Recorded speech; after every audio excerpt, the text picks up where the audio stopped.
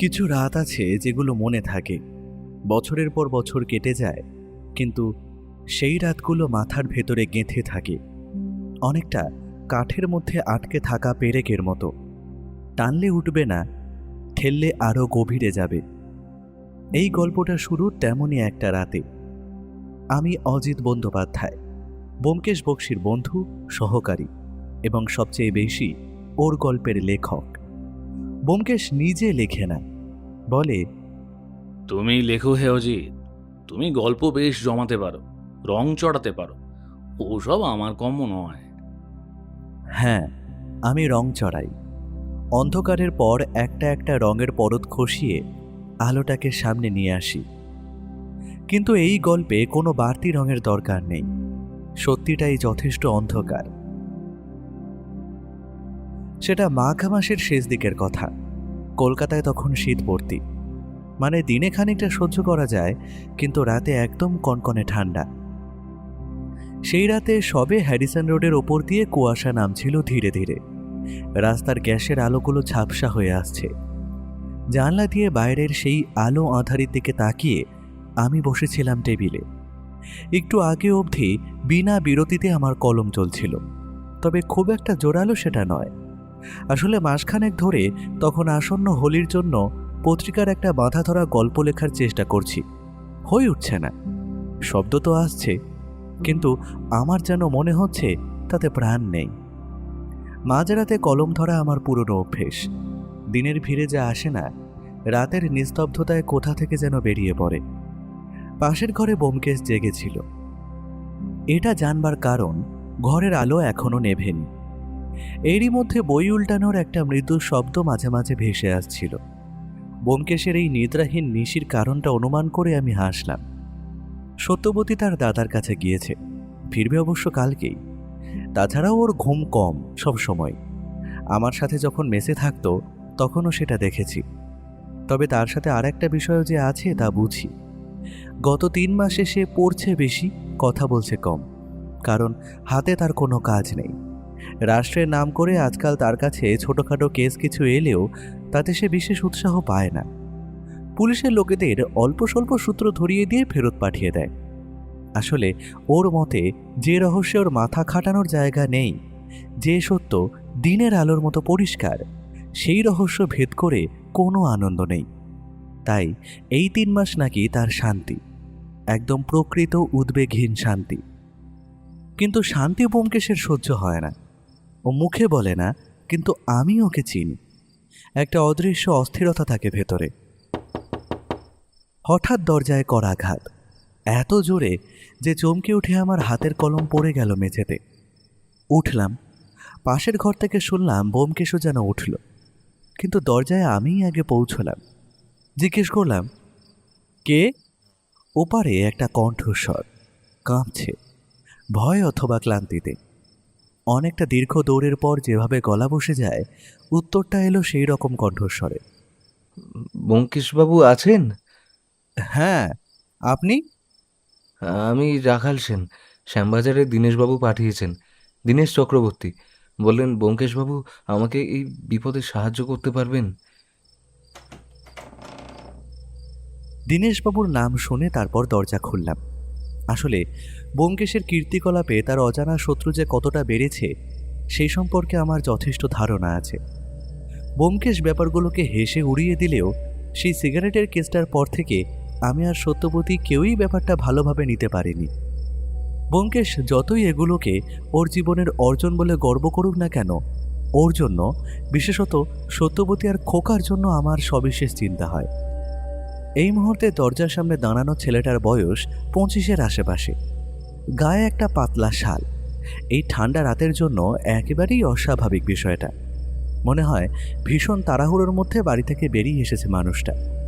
মুখে ভয়ের ছাপ, কিন্তু চোখে একটা অদ্ভুত দৃঢ়তা আছে, যেন একটা সিদ্ধান্ত নিয়ে এসেছে, আর পেছনে ফেরার কথা ভাবছে না।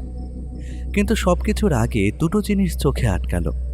বাঁ গালে একটা আঁচড়ের দাগ, তাজা, শুকায়নি ভালো করে, আর ডান হাতে একটা সাদা খাম, এক কোণে বাদামি রক্তের দাগ। ব্যোমকেশ কখন পাশে এসে দাঁড়িয়েছে টের পায়নি। সে একবার আমার থমকানো মুখের দিকে তাকালো, আর একবার ছেলেটার দিকে, বলল, আরে অজিত, ওনাকে ভিতরে আসতে দাও। নমস্কার রাখালবাবু, অধমের নাম ব্যোমকেশ বক্সী। ঘরের আলোয় রাখালকে ভালো করে দেখা গেল। ব্যোমকেশ তাকে চেয়ারে বসালো, নিজের সামনে বসলো। আমি একটু দূরে বসলাম বটে, কিন্তু কান ওদের দিকে। ব্যোমকেশ জিজ্ঞেস করলো, আসার পথে কেউ আটকে ছিল আপনাকে? আপনি কি করে? আপনার গালের দাগ, জামার হাতায় ধুলো, কপালে ঘাম, প্রায় একটা ধস্তাধস্তি যে হয়েছে সেটা পরিষ্কার। দীনেশবাবুর থেকে আমার ঠিকানা নিয়ে যেহেতু এসেছেন, তার মানে এই ধস্তাধস্তি বাড়িতে হয়নি, আসার আগেও হয়নি বলেই ধরে নেওয়া যায়। তার মানে এইসব রাস্তার মধ্যেই কোথাও ঘটেছে বলে আমার বিশ্বাস। ব্যোমকেশের বলার ধরন সহজ, শান্ত। ও একটা জলের বোতল এগিয়ে দিল রাখালের দিকে। রাখাল একটু ঢোক গিলল, তারপর ঢকঢক করে প্রায় অর্ধেক বোতল জল খেয়ে বলতে শুরু করলো, বাড়ির গলি পেরোতেই দুজন লোক আটকালো। কি চাইছে প্রথমে বুঝিনি, তারপর একজন হাত ধরে এই খামটা নেওয়ার চেষ্টা করলো। আমি কোনো রকমের ছাড়িয়ে দৌড় দিলাম। একজন ধারালো কিছু একটা ছুঁড়েছিল, তবে বড় না, ছুরি কিনা বলতে পারবো না। তাতেই গালটা এইভাবে। পেছনেও এসেছিল কিছুটা, কোনো রকমে পিছু কাটিয়ে এখানে এসেছি। আমি ব্যোমকেশের মুখের দিকে তাকালাম। ও কিছু বলল না, কিন্তু আমি বুঝলাম ও কি ভাবছে। লোক দুটো জানতো রাখালের কাছে অবশ্যই কিছু একটা আছে। ছোট ধারালো জিনিস ছোঁড়বার একটাই অর্থ, ওরা রাখালকে মারতে আসেনি, এসেছিল কিছু একটা হাসিল করতে। কিন্তু ওর কাছে যে কোনো কিছু থাকতে পারে এই খবর পেয়েছিল কোথা থেকে? ব্যোমকেশ বলল, রাখালবাবু, আপনি বরং প্রথম থেকে বলুন, নাহলে ব্যাপারটা গুছিয়ে তোলা বিশেষ সমস্যার হবে। আর কোনো কিছু বাদ দেবেন না, যতটাই তুচ্ছ বিষয় হোক না কেন। রাখালের মুখে একটা কষ্টের ছায়া নামলো। ধীরে বলল, বাবা আজ সন্ধ্যাবেলা মারা গেছেন। রাখাল একটু থামল, তারপর আবার বলল, আমার বাবা নিমাই সেন সরকারি ব্যাংকের ম্যানেজার ছিলেন। বাড়িতে বাবা ছাড়া আমরা মোট 4টি প্রাণী, আমি, মা, আমার স্ত্রী আর ছেলে। বোনের বিয়ে হয়েছে নিউ টাউনে, জামাইবাবু ইঞ্জিনিয়ার। এখন কাজের জন্য ওরা পরিবার সমেত জয়পুরে থাকে। সবকিছু ঠিক ছিল ব্যোমকেশবাবু। আজকে বাবার জন্মদিন ছিল। জন্মদিনে হুল্লোড় করার মতো পয়সা বা বয়স কোনটাই আমাদের ছিল না কোনো কালেই। তবে বাবা বরাবর এই দিনে সন্ধ্যাবেলা অফিসের কিছু বন্ধুবান্ধব ডেকে খাওয়া দাওয়া গল্পগুজব করে। পাশের কয়েকটা বাড়ি থেকে 2-1 এসেছিলেন বাবার মর্নিং ওয়াকের সঙ্গী। তো রাতের ডিনারের পর 2-1 ছাড়া সবাই প্রায় বাড়িতে চলে গেলেন। বাবাও নিয়ম মতো পড়ার ঘরেই চলে গেছিলেন। তবে রাতে বাবার দুধের সাথে একটা হোমিওপ্যাথিক ওষুধ থাকে। আমার স্ত্রী রোজ দুধ নিয়ে যায় উপরে। তখনই ও দেখে যে বাবা চেয়ারে বসে কিরকম যেন অদ্ভুতভাবে এলিয়ে আছে, ঘামছে, চেয়ারের হাতল খামচে ধরে আছে। ও কিছু একটা ব্যাপার ঠিক নেই বুঝে তাড়াতাড়ি আমাকে ডেকে নিয়ে আসে। আমি এসে অবস্থা দেখে অ্যাম্বুলেন্সে খবর দিই। মা সব জেনে গিয়ে উপরে এসে বাবাকে দেখে ঘাবড়ে গিয়ে কান্নাকাটি শুরু করে দেয়। আমাদের বাড়ি থেকে যেসব প্রতিবেশীরা সবাই ওই ধরুন 15 মিনিট আগে বাড়ি ফিরে গিয়েছিলেন, তারা শব্দ শুনে তাড়াতাড়ি ছুটে আসেন। একটা হালকা পাতলা ভিড় জমে যায়। এরই মধ্যে মায়ের কোলে বাবা একদম নিঃসাড় হয়ে যায়। অ্যাম্বুলেন্স আসার আগেই কেউ একটা ডাক্তারের খবর দেয়। ডাক্তার এসে বলেন হার্ট ফেলিয়ার। রাখাল আবার একটু থামল, তারপর গলায় একটা চাপা জোর দিয়ে বলল, হ্যাঁ, বাবার কখনো হার্টের কোনো রোগ ছিল না, কোনো দিন ছিল না। 3 মাস আগেও ডাক্তার কাকাকে দেখিয়েছিলেন, সব ঠিকঠাক ছিল। হ্যাঁ, বয়সের কিছু ছাপ তো ছিলই ব্যোমকেশবাবু, কিন্তু ঘরে একটা নীরবতা। বাবা যখন চলে যায়, আমার স্ত্রী তখন ঘরের এসি চালিয়ে বাবাকে একটু হাত পায়ের পাতা ডলে দিচ্ছিল। ঘটনাটা প্রায় ওর চোখের ওপর হয়। ওই শখও এখনো কাটিয়ে উঠতে পারেনি ব্যোমকেশবাবু। কিন্তু নিতা একটা অদ্ভুত কথা বলেছিল। বাবা নাকি চলে যাবার আগে থেমে থেমে একটা অদ্ভুত কথা বলেছিলেন, নীলাম্বর সব জানে। আর আর বাবা যে টেবিলে পড়েছিলেন সেখান থেকে ওনাকে বিছানায় আনার সময় আমি বাবার হাতের মুঠোর মধ্যে এই এই খামটা পাই। এই যে খামের ভিতরে একটা চাবি আছে, কিন্তু আমি আর নিতা প্রায় ঘন্টাখানেক চেষ্টা করেও ঘরের কোনো জায়গায় চাবি লাগাতে পারিনি। আমরা জানি না ব্যোমকেশবাবু এই চাবি কিসের। ব্যাংকের কোনো লকারের চাবি তো মনে হয় না দেখে। দীনেশ জেঠু বাবার অফিসের বন্ধু, খুব পুরনো সম্পর্ক দুজনের। খবর পেয়ে মাঝ রাস্তা থেকেই জেঠু আবার ফিরে এসেছিলেন বাড়িতে। ওনাকে বিশ্বাস করে সব কথা বলতেই উনি আপনার কাছে আসবার পরামর্শ দিলেন। খামটা রাখাল এগিয়ে দিল। ব্যোমকেশ খামটা হাতে নিল। রক্তের দাগটা একবার দেখল, তারপরে সেটা খুলল। ভেতর থেকে একটা ছোট্ট চাবি বেরোলো। ব্যোমকেশ মাথা তুলল। নীলাম্বর নামে কাউকে চেনেন? না। হতে পারে আপনার বাবার পুরনো বন্ধু, কোনো পরিচিত। আপনার মাকে জিজ্ঞেস করেছিলেন? রাখাল একটু ভেবে বলল, বাবা পুরনো কথা সেভাবে বলতেন না। মাও তো আমিও জানি না তেমন কিছু। ব্যোমকেশ উঠে জানলার কাছে গেল। বাইরে কুয়াশা আরো ঘন, গ্যাসের আলোটা এখন প্রায় দেখাই যাচ্ছে না। আমি চুপ করে বসেছিলাম, কিন্তু ভেতরে একটা অস্বস্তি জমছিল। যেই দুজন লোক রাখালকে গলিতে আটকে ছিল তারা আগে থেকে জানত, মানে কেউ খবর দিয়েছে। আর যে মানুষটা মরার মুহূর্তে এই চাবিটা আঁকড়ে ধরে রেখে গেলেন, তার মানে তিনি যখন জানতেন যে কাছের মানুষের মধ্যেই বিপদ আছে, যখন বুঝতে পেরেছিলেন। ব্যোমকেশ ঘুরল। আচ্ছা, আপনার এই খামের কথা কে কে জানে? মানে আপনার বাড়ির কয়েকজন আর দীনেশবাবু ছাড়া? আর কাউকেই তো এখনো জানিয়ে ওঠা হয়নি। ব্যোমকেশের কপালে চিন্তার ভাঁজ পড়ল। রাখালবাবু, আজ রাত্রে বাড়ি যাবেন না, এখানেই একটু কষ্ট করে থেকে যান। রাখাল চমকে উঠল। কিন্তু আমার বাড়ির সকলে একা আছেন, বাবাও তো। আপনার স্ত্রীকে এখনই টেলিফোন করে বলুন সবাইকে নিয়ে পাশের কারো বাড়িতে থাকতে আজ রাতটুকু। ব্যোমকেশের গলায় কোনো দ্বিধা নেই। যারা আপনাকে রাস্তায় আটকে ছিল তারা কতটা কি জানে জানি না। এখন তারা যদি ভাবে আপনি আরও কিছু জানেন কিনা। রাখালের মুখ একটু ফ্যাকাশে হয়ে গেল। আপনিও তবে নিশ্চিত যে বাবার মৃত্যুটা শুধু হার্ট ফেলিয়ার নয়? আপনি স্থানীয় থানায় খবর দিন, আপনার বাবার একটা পোস্টমর্টেম হলে ভালো হয়। রাখালকে আমি ঘর দেখিয়ে দিলাম। সে ভিতরে চলে যেতেই আমি ব্যোমকেশের ঘরে ঢুকে দরজা বন্ধ করলাম। ব্যোমকেশ বসে আছে। আমি বললাম, এখন? কাল ভোরে বেরোতে হবে। সেই রাতে আর ঘুম হয়নি। শুয়েছিলাম বটে, কিন্তু ছাদের দিকে তাকিয়ে পড়ে রইলাম অনেকক্ষণ। মাথার মধ্যে ঘুরছিল একটা মানুষের কথা, যাকে কোনোদিন দেখিনি, যার নাম জানতাম না কাল পর্যন্ত। নিমাই সেন।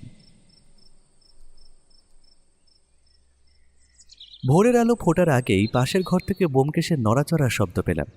উঠে গেলাম। দেখলাম সে জামা গায়ে দিচ্ছে। চোখের নিচে সামান্য কালি। ঘুম কম হয়েছে, কিন্তু মুখে সেই চিরপরিচিত প্রশান্তি, যেন সারা রাত মাথার ভেতরে একটা বড় ধাঁধার টুকরোগুলো সাজিয়েছে। এখন বেরোনোর পালা। রাখাল উঠেছিল আরও আগে। ড্রয়িং রুমে এসে দেখলাম সে চেয়ারে বসে আছে, চোখ লাল। ঘুম হয়নি তা বোঝাই যাচ্ছে।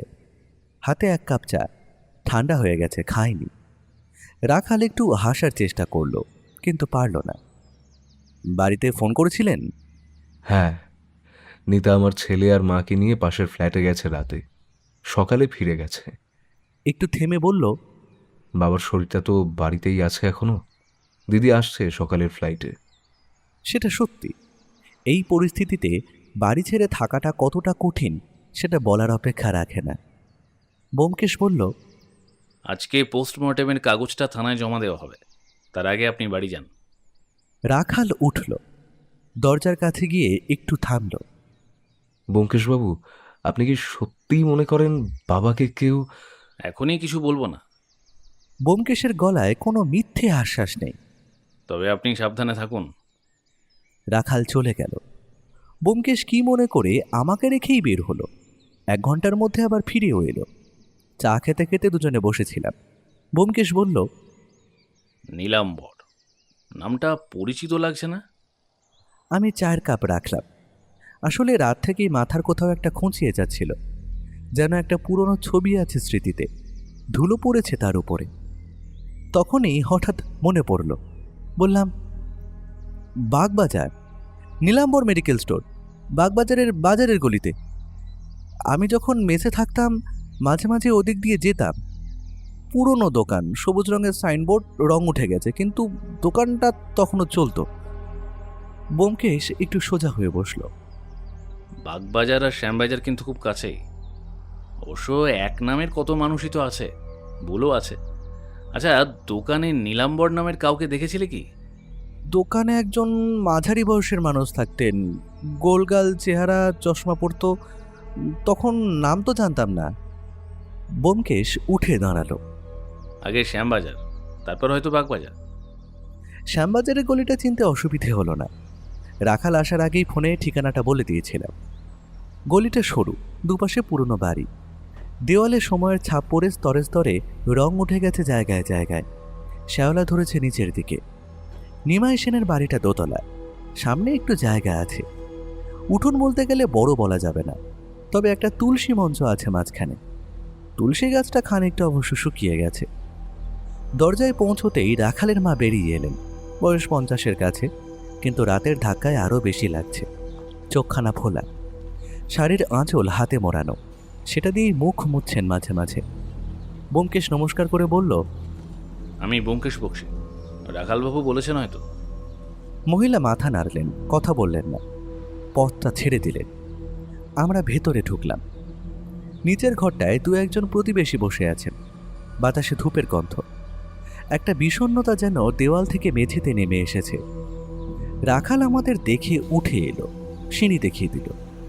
নিমাইবাবুর পড়ার ঘর দোতলায়। ঘরে ঢুকলাম। প্রথম দেখায় মনে হয় সব ঠিকঠাক, কিন্তু একটু চোখ বোলালেই বোঝা যায় কেউ এখানে কিছু খুঁজেছে। বইয়ের তাক থেকে বই নামানো, যেভাবে রাখা ছিল সেভাবে নেই।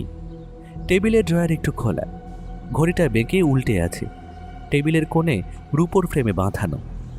আলমারির পাশে একটা ছোট্ট কাচের বাক্সে কয়েকটা গয়না, সেটাও আছে। ব্যোমকেশ ঘরের মাঝখানে দাঁড়িয়ে একবার পুরো জায়গাটা দেখল, তারপর সোজা গেল বইয়ের তাকের দিকে। একটা একটা করে বই বের করতে লাগলো। আমি দরজার কাছে দাঁড়িয়ে দেখছিলাম। 5 মিনিট, 10 মিনিট, তারপরে ব্যোমকেশ থামল। একটা পুরনো বাংলা উপন্যাস সাথে, মলার জীর্ণ। বইটা খুলল, পাতা উল্টালো ধীরে। তারপর একটা পাতার ভাঁজ থেকে একটা ছোট্ট কাগজ বের করলো, রশিদের মতো। আমি এগিয়ে গেলাম, দেখলাম কাগজটায় লেখা নীলাম্বর মেডিকেল স্টোর, বাগবাজার। নিচে কোনো ওষুধের নাম নেই, শুধু হাতে লেখা একটা টেলিফোন নাম্বার। ব্যোমকেশের ঠোঁটের কোণে একটা সামান্য হাসি। ব্যোমকেশ রসিদটা পকেটে রাখল, তারপরে বলল, চলো নিচে যাই। রাখালের মা তখন রান্নাঘরে। কেউ একজন জোর করছে খেতে, কিন্তু তিনি রাজি হননি। তবে বাকিদের জন্য চা করছেন। বৌমাকে একা ছেড়ে দেননি হাজার কাজের মাঝে, বরং শোক কাটানোর চেষ্টা করছেন এইসবের মধ্যে ডুবে থেকে। আমরা ঢুকতে তিনি মুখ খুললেন। ব্যোমকেশ বলল, কয়েকটা ছোটোখাটো জিনিস জিজ্ঞেস করতে চাই মাসিমা, তবে আপনি না চাইলে এখন এগুলো না করলেও চলবে। রাখালের মা বললেন, না বাবা, তুমি বলো, আমি ঠিক আছি। নিমাইবাবু গত কয়েক মাসে কেমন ছিলেন? মানে স্বভাবে কোনো পরিবর্তন হয়েছিল কি? রাখালের মা একটু চুপ করে রইলেন, তারপরে বললেন, রাতে ঘুমাতেন না। আমি উঠলে দেখতাম আলো জ্বলছে। জিজ্ঞেস করলে বলতেন ঘুম আসছে না। কিন্তু আগে তো এরকম ছিলেন না কোনো দিন। রাত হলেই তো ঘুম। কথা বলতেন কম, মানে বাড়িতে এসে চুপ করে বসে থাকতেন। রাখালের সাথেও বিশেষ কথা নেই। আমি জিজ্ঞেস করলে বলতেন কাজের চাপ, কিন্তু অফিস থেকে রিটায়ার করেছেন তো 2 বছর আগেই। কাজের চাপ আবার কিসের? কোনো চিঠি এসেছিল কি? একটা চিঠি এসেছিল বছর 3 আগে। ডাকে নয়, কেউ একটা জানালার ভিতর দিয়ে গলিয়ে দিয়েছিল। চিঠিটা পড়ে উনি খুব চিন্তিত হয়ে গেলেন। আমি জিজ্ঞেস করলাম কিসের চিঠি। বললেন কিছু না, পুরনো একটা ব্যাপার। তারপর সন্ধেবেলা উঠোনে গিয়ে চিঠিটা পুড়িয়ে দিলেন। আমি দেখলাম, জিজ্ঞেস করলাম কিছু বললেন না। মহিলা একটু হাসলেন, ক্লান্ত হাসি। জেদি মানুষ ছিলেন, মুখ খুলতে না চাইলে জোর করে কিছু বের করা যেত না। তাছাড়া বিয়ের পর থেকে দেখেছি ওনার বরাবর একটা আলাদা জগৎ ছিল, সেখানে আমি ছিলাম না। কষ্ট পেয়েছি, কিন্তু মেনে নিয়েছি।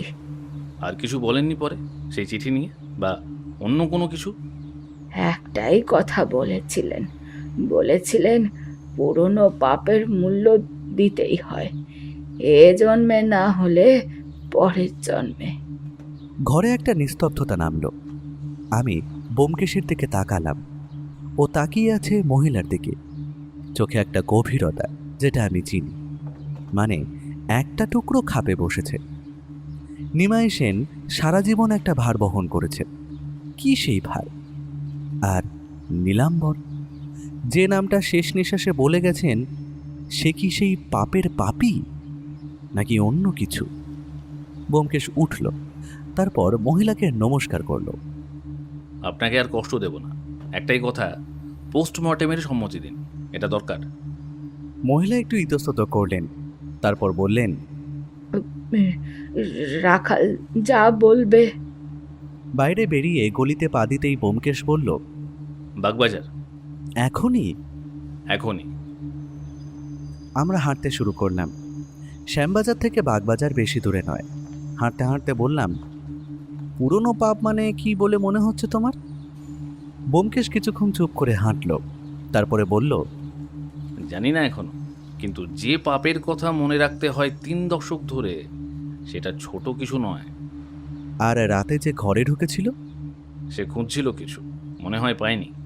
মানে যা খুঁজছিল সেটা ঘরে নেই, অথবা সে জানে না ঠিক কোথায় খুঁজতে হবে, সেটাই আসার কথা। ব্যোমকেশ পকেটে হাত দিল। চাবিটা আছে সেখানে, রাখাল দিয়েছে রাখার জন্য। বাগবাজারের বাজারের গলিতে ঢুকতে ঢুকতে আমি ওই পুরনো সবুজ সাইনবোর্ডটার কথা ভাবছিলাম। বছর 12 আগে একবার দেখেছিলাম। তখন মনে হয়েছিল এই দোকানটা হয়তো আরও 50 বছর এভাবেই দাঁড়িয়ে থাকবে। আজ দেখা যাক ভেতরে কি আছে। বাগবাজারের গলি, বছর 12 আগে এই পথে কতবার হেঁটেছি। মেসে থাকতাম, পয়সা কম, পায়ে হেঁটে যাওয়াটাই স্বাভাবিক ছিল। সেই পথের একটা গন্ধ আছে, পুরনো কলকাতার গন্ধ, মানে ভেজা ইট, মশলার দোকান আর সকালে রোদ মেশানো ধুলো। সেটা বদলায় না, বদলায় কিন্তু মানুষ। বাজারের গলিতে ঢুকে একটু এগোতেই সবুজ সাইনবোর্ড চোখে পড়ল, নীলাম্বর মেডিকেল স্টোর। রং আরও উঠে গেছে, কিন্তু দোকান চলছে, দরজা খোলা, ভেতরে আলো। ব্যোমকেশ এগিয়ে গেল, আমি পেছনে। দোকানটা ছোট, কাউন্টারের পেছনে থাকে থাকে ওষুধ সাজানো। মাঝখানে একটা পুরনো কাঠের চেয়ারে বসে একজন মানুষ, মাথায় টাক পড়া শুরু হয়েছে, গোলাকার কাচের চশমা, মুখে একটা থিতু শান্তির ভাব। বয়স 50-এর কোঠায়, চেনা মুখ।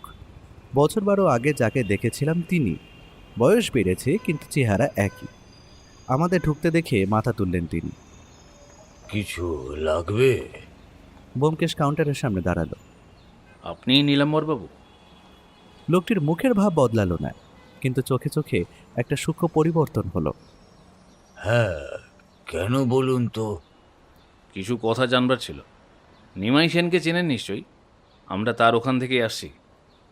হাতে যে রশিদের বই ছিল সেটা একটু কাঁপল, সামান্য। হ্যাঁ, চিনি। একটু থামলেন তিনি। মানে চিন্তা, কাল রাতে শুনলাম মারা গেছে। শুনলেন কার কাছে? পাড়ায় পাড়ায় তো কত ঘটনাই না রটে বেড়াচ্ছে। অনেকের সাথে তো চেনাশোনা ছিল। নিমাইবাবু মারা যাওয়ার আগে একটা কথা বলে গেছেন, বলেছেন নীলাম্বর সব জানে। এই সব মানে ঠিক কি কি, সেটা আপনার কাছ থেকে জানতে এসেছি। নীলাম্বরবাবু চুপ করে রইলেন। দোকানে একজন বয়স্ক মহিলা ঢুকলেন, কাশির ওষুধ লাগবে। নীলাম্বর উঠে গিয়ে ওষুধ দিলেন, পয়সা নিলেন, মহিলা চলেও গেলেন। পুরোটা সময় আমরা দাঁড়িয়ে রইলাম। মহিলা বেরিয়ে যেতেই নীলাম্বর আমাদের দিকে তাকালেন। আচ্ছা, আপনারা কি পুলিশ? না, আমি সত্যান্বেষী, ব্যোমকেশ বক্সী। নিমাইবাবুর পরিবারের অনুরোধে কেসটা দেখছি। নীলাম্বর কিছুক্ষণ চুপ, তারপর বললেন, দেখুন, আমি এখন আর কথা বলতে পারবো না, দোকান আছে, আর আরও কিছু ব্যাপারও রয়েছে। আমাকে একটু ভেবে দেখার সময় দিন, বুঝলেন? আমি একটু অস্থির হয়ে উঠলাম। রাতে একটা লোক খুন হয়েছেন, তার ছেলেকে অন্ধকার গলিতে আটকানোর চেষ্টা হয়েছে, আর এই লোক বলছেন ভেবে দেখবেন। মুখ খুলতেই যাচ্ছিলাম, তবে ব্যোমকেশ হাতটা একটু চেপে দিল। চোখ দিয়ে তর্জন করে যেন বলল, থামো। ঠিক আছে, কাল সকালে আসবো। কটায় দোকান খোলেন? 8টায়। আমরা 7:30টায় আসবো। আমরা বেরিয়ে এলাম। গলিতে পা দিয়েই আমি বললাম, এটা কি ঠিক হলো? লোকটা স্পষ্ট কিছু লুকোচ্ছে। পালিয়ে যাবে না তো? না, পালাবে না, তবে চিন্তা একটা থাকেই। খুনিকে ভরসা নেই, কাল তাড়াতাড়ি আসতে হবে। ব্যোমকেশ হাঁটতে লাগলো। অজিত, জোর করলে কি হয় জানো? মানুষ আরও ভেতরে ঢুকে যায়, দরজা বন্ধ করে দেয়। নীলাম্বর ভয় পাচ্ছেন। ভয় পাওয়া মানুষকে জোর করলে সে আর কিছুই বলবে না। আর যদি কালকেও না বলে? বলবে। ব্যোমকেশ বলল, তারপরে চুপ করে একটু হাঁটল। লোকটার চোখ দেখেছিলে? নিমাইবাবুর মৃত্যুর কথা শুনে হাত কাঁপছিল। নিছক পরিচিতের মৃত্যুর শোক নয়, এর মধ্যে অপরাধ বোধ আছে, বেদনা আছে। অপরাধ বোধ যার আছে সে একসময় ঠিকই সব বলে, শুধু একটু সময় লাগে। সেটা সত্যি কথা, কিন্তু সময় কতটা আছে আমাদের হাতে সেটাই তো জানি না। পরদিন সকাল 7:30টায় আমরা দোকানের সামনে হাজির হলাম। দরজা বন্ধ। আমার বুকে একটু ধক করে উঠল। রাতে পালিয়ে গেলেন না তো, নাকি অন্য কিছু? কিন্তু 3 মিনিটের মধ্যে ভেতর থেকে শব্দ এলো। তারপরে দরজা খুলল। নীলাম্বর দাঁড়িয়ে। মুখটা দেখেই বুঝলাম রাতে ঘুম হয়নি। এমনকি রাতে দোকানেই থেকে গেছেন, ঘরেও ফেরেননি। কিন্তু চোখে আগের সেই সংকোচ নেই, বরং একটা সিদ্ধান্তের ছাপ, যেন সারা রাত ভেবেই কিছু একটা ঠিক করেছেন। আসুন। ভেতরে ঢুকলাম। নীলাম্বর কাউন্টারে না গিয়ে সোজা এগিয়ে গেলেন। দোকানের পেছনে একটা ছোট্ট ঘর, গুদামের মতো, তবে একটা চেয়ার আর একটা টুল আছে, আর একটা খাটিয়া, সম্ভবত বিশ্রামের জায়গা। তিনি দরজা বন্ধ করে আমাদের দিকে ফিরলেন। আপনারা এসেছেন, ভালোই করেছেন, কারণ একটু থামলেন, তারপর হাতের মুঠো খুললেন। ছোট্ট একটা কাগজের টুকরো। ব্যোমকেশ হাতে নিল। আমিও দেখলাম। কালো কালিতে মোটা হরফে লেখা, বাঁচতে চাইলে চুপ থাকো। কখন পেলেন এটা? ব্যোমকেশ মুচকি হেসে জিজ্ঞেস করল। আজ সকালে একটা ঢিল ছোড়বার মতন শব্দ পেয়ে বাইরে এসে দেখি শাটারের নিচ দিয়ে সরু ফাঁকে কোনো মতে এটা গোঁজা রয়েছে। হুমকিদাতা ভুল করেছে। মানুষকে চুপ করাতে চাইলে এভাবে অন্তত করতে নেই। এই কাগজটা পেয়ে নীলাম্বর ভয় পাননি, বরং আতঙ্কের সাথে সাথে বিদ্রোহ মাথাচাড়া দিয়েছে তার মধ্যে। বুঝেছেন যে চুপ থাকাটা এখন আর নিরাপদ নয়। নীলাম্বর একটা দীর্ঘশ্বাস ফেললেন। নিমাই আমাকে বলেছিল, তিনি শুরু করলেন। যদি আমার কিছু হয় সব বলে দিও, ভয় পেও না। একটু থামলেন। আমি ভেবেছিলাম হয়তো এমনিই বলেছে, মানুষ অনেক কিছুই বলে, কিন্তু কাল রাতে যখন শুনলাম নিমাই নেই, গলাটা একটু ধরে এলো, সামলে নিলেন তিনি। বুঝলাম সে জানতো এরকমই একটা ঘটনা ঘটতে পারে। তবে আমি নির্বিবাদী মানুষ, সে যে ঠিক কতটা জানতো সে কথা আমি একেবারেই বলতে পারি না। ব্যোমকেশ চুপ করে শুনছে। আমিও। আমি সত্যি ভয় পাচ্ছিলাম, সত্যি বলছি। কাল রাতেও মনে হয়েছিল আমি চুপই থাকবো, দোকান চালাবো। বুড়ো বয়সে কেই বা ঝামেলা চায়। নীলাম্বর হাতের কাগজটার দিকে তাকালেন। আর ঠিক তারপরই এটা পেলাম, আর বুঝলাম চুপ থেকে লাভ নেই। যে মারতে চায় সে এমনিতেই মারবে। নিমাইবাবু কি আর কিছু বলেছিলেন আপনাকে? বলেছিল একটা কথা, বলেছিল বলেছিল যে হরিপদ ফিরে এসেছে। হরিপদকে? নীলাম্বর একটু চুপ করলেন, যেন এই নামটা বলতে গেলে বুকের ভেতর থেকে একটা পুরনো ভার উঠে আসে। হরিপদ মল্লিক আমাদের কলেজের সমকালী বন্ধু। আমি, নিমাই, হরিপদ আর ভবানী 4 জন একসাথেই পড়তাম। আমাদের বন্ধুত্ব ছিল যাকে বলে হরিহর আত্মা। এমন সম্পর্ক যেটা সারা জীবনেরই থাকার কথা। একটু থামলেন। কিন্তু সে বন্ধুত্বগুলো আর আগের মতো থাকেনি। কেন? তিনি উঠলেন, ঘরের একটা মাত্র জানলার কাছে গেলেন। বাইরে বাগবাজারের গলি, রোদ উঠেছে, লোকজন চলছে, একটা সবজিওয়ালা হাঁক দিচ্ছে। সাধারণ সকাল। আপনারা বসুন, বাইরে জগাই এসেছে। ওকে বলাই ছিল আগে থেকে যে চা আর কিছু জল খাবার আনার জন্য। উনি বেরিয়ে যেতেই ব্যোমকেশকে আমি বললাম, নিমাই সেন জানতেন তার বিপদ আসছে, তাই নীলাম্বরকে বলে রেখেছিলেন। মানে এই মৃত্যুটা হঠাৎ নয়, পরিকল্পিত। আর সম্ভবত ওই হরিপদ লোকটাই খুনি। কিন্তু এই নীলাম্বরবাবু কতটা জানে? যতটা জানার সেই সব জানে। ব্যোমকেশ বলল, তাই নিমাই সেন এই মানুষটাকেই সব বলে রেখেছিল, কিন্তু বলতে এখনো ভয় পাচ্ছে, কারণ যা জানে সেটা বললে হয়তো বিপদে পড়বে। রোদ বেড়েছে, কলকাতার সকাল চলছে তার নিজের গতিতে। ট্রাম, বাস, ফেরিওয়ালা, অফিসগামী মানুষ। এই শহরে প্রতিদিন কত গল্প ঘটে যায় কেউ জানে না। তার মধ্যে একটা গল্পের সুতো এখন আমাদের হাতে। হরিপদ মল্লিক নামটা মাথায় ঘুরতে লাগলো। নীলাম্বর এরই মধ্যে ফিরে এলেন, শালপাতার কয়েকটা বাটি আর কিছু বড় বড় ঠোঙা নিয়ে। পিছনে আর একটা লোক, তার হাতে চায়ের ফ্লাস্ক আর কয়েকটা মাটির ভাঁড়। জগা চলে যেতেই নীলাম্বর দরজা বন্ধ করলেন। চায়ের ভাঁড়টা হাতে নিয়ে একটা চুমুক দিলেন। আমরাও নিলাম। ঘরে কিছুক্ষণ শুধু চায়ের শব্দ। বাইরে বাগবাজারের গলিতে সকাল জমে উঠেছে। আমি খাতা বের করতে যাচ্ছিলাম, ব্যোমকেশ চোখ দিয়ে থামালো। 18 বছর আগে আমরা তখন কলেজে পড়ি। 4 জন, মানে আমি, নিমাই, হরিপদ মল্লিক আর ভবানী শঙ্কর রায়। এক মেসেই থাকতাম, এক ক্যান্টিনেই খেতাম, একসাথে ক্লাসের সময়ও কাটাতাম। সেই সময় যে বন্ধুত্ব হয় সেটার আলাদা একটা রং থাকে। মনে হয় যে এই সম্পর্ক সারা জীবন থেকে যাবে। নীলাম্বর একটু থামলেন। হরিপদ ছিল 4 জনের মধ্যে সবচেয়ে চটপটে। বুদ্ধি ছিল, কথাও বলতো চমৎকার, মানুষ পটাতে পারতো অনায়াসে। কিন্তু একটা বদ অভ্যাস ছিল, জুয়া। কলেজ থেকেই সেটা ছিল। প্রথমে ছোটখাটো, ওই তাস পাশা, তারপর আস্তে আস্তে বড় হলো। কলেজ শেষ করে যে যার মতন আমরা কাজে লেগে বললাম। হরিপদ ব্যবসায় নামলো, কিন্তু মুজির সে জুয়ার টেবিলেই সময় কাটাতো বেশি। ধারও হতে লাগলো। ক্রমশ বাড়তে বাড়তে সেটা চরম পর্যায়ে গেল। এক সময় হাতের সবটাই চলে গেল ওখানে। সেই বছর হরিপদর পরিস্থিতি খুবই খারাপ হয়ে গেল। পাওনাদাররা চাপ দিচ্ছে। একদিন সে এলো আমার কাছে, বলল, নীলাম্বর একটু সাহায্য কর, একটা ব্যবসা খুলব।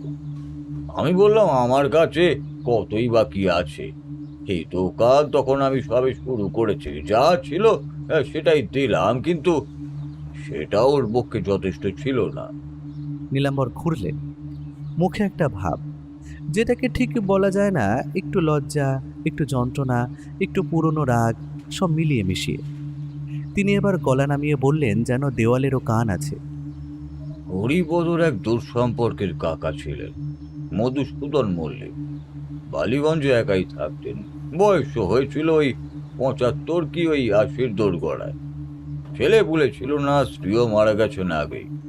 হোটেল সম্পত্তি ছিল, টাকা পয়সাও ছিল। আর একটা জিনিস ছিল যেটার কথা সবাই জানতো, তার মৃত স্ত্রীর হীরের নেকলেস। পারিবারিক গয়না, দামও অনেক। মধুসূদন বাবু নিজেই মাঝে মাঝে বলতেন, এটা আমার বউয়ের স্মৃতি, আমার সাথেই থাকবে। ঘরে একটা নীরবতা জমল।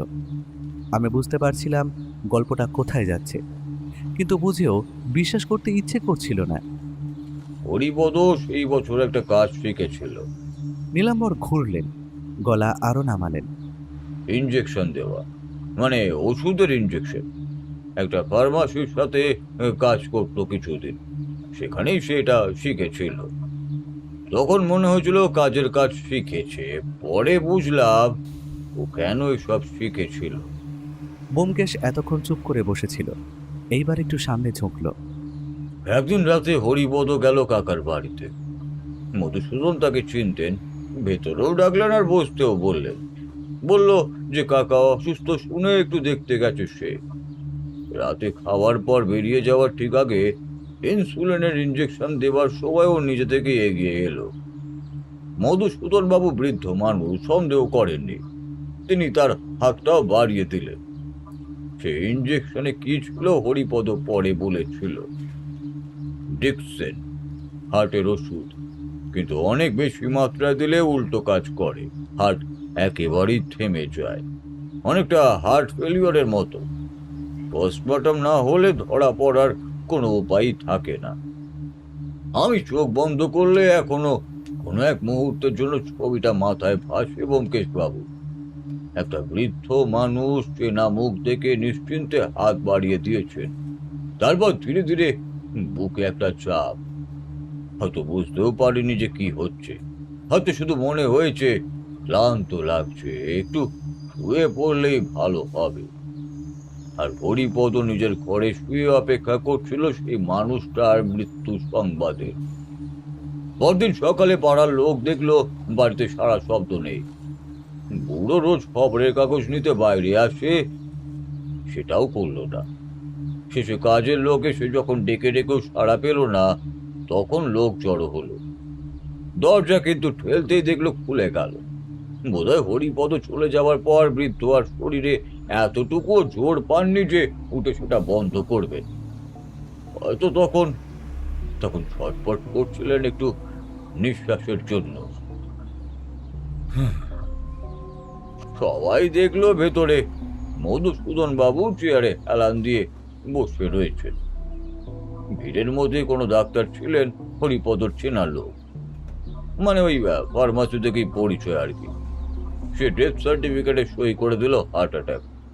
খবর আসতেই হরিপদ নিজেও ছুটল। মুখে চোখে শোকের কি নিদারুণ অভিনয়। ওর কাকার বয়স হয়েছিল, আগেও সে অসুস্থই থাকতেন, কেউই আর সন্দেহ করলো না। আর তারপর সৎকারও হয়ে গেল। নেকলেসটা কিন্তু পাওয়া গেল না, কেউই খুঁজলই না। অবশ্য হরিপদ নিজেই তখন ওয়ারিস সব কিছু। নিজের চুরি করা জিনিস সে খুঁজবেই বা কেন?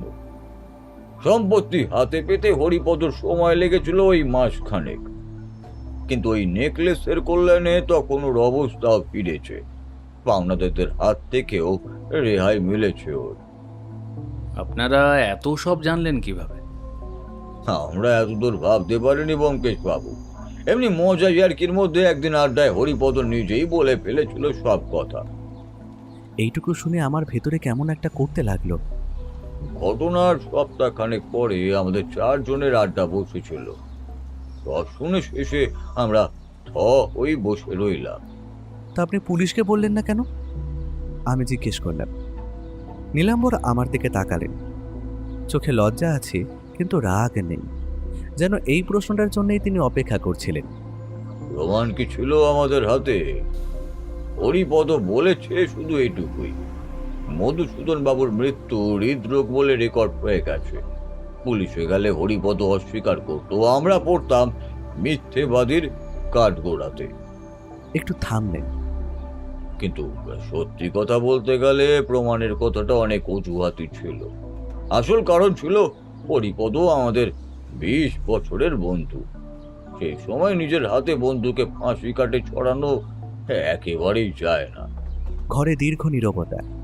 সিদ্ধান্তটা নেওয়া হয়েছিল এক মুহূর্তে, আর সেই এক মুহূর্তের সিদ্ধান্ত বহন করতে হয়েছে 18টা বছর। তারপর হরিপদ কলকাতা ছেড়ে দিল। নেকলেস বেচে ধার শোধ করলো তো বটেই, বাকি বিষয় সম্পত্তির অনেকটা বেঁচে বুঝিয়ে দিয়ে টাকা নিয়ে রাজ্যের বাইরে সে চলে গেল, যেন কিছুই হয়নি। আর আপনারা 3 জন? আমরা যে যার জীবনে ডুবে গেলাম। নীলাম্বর একটু থামলেন। আসলে একে অন্যকে দেখলেই ওই রাতের কথা মনে পড়তো।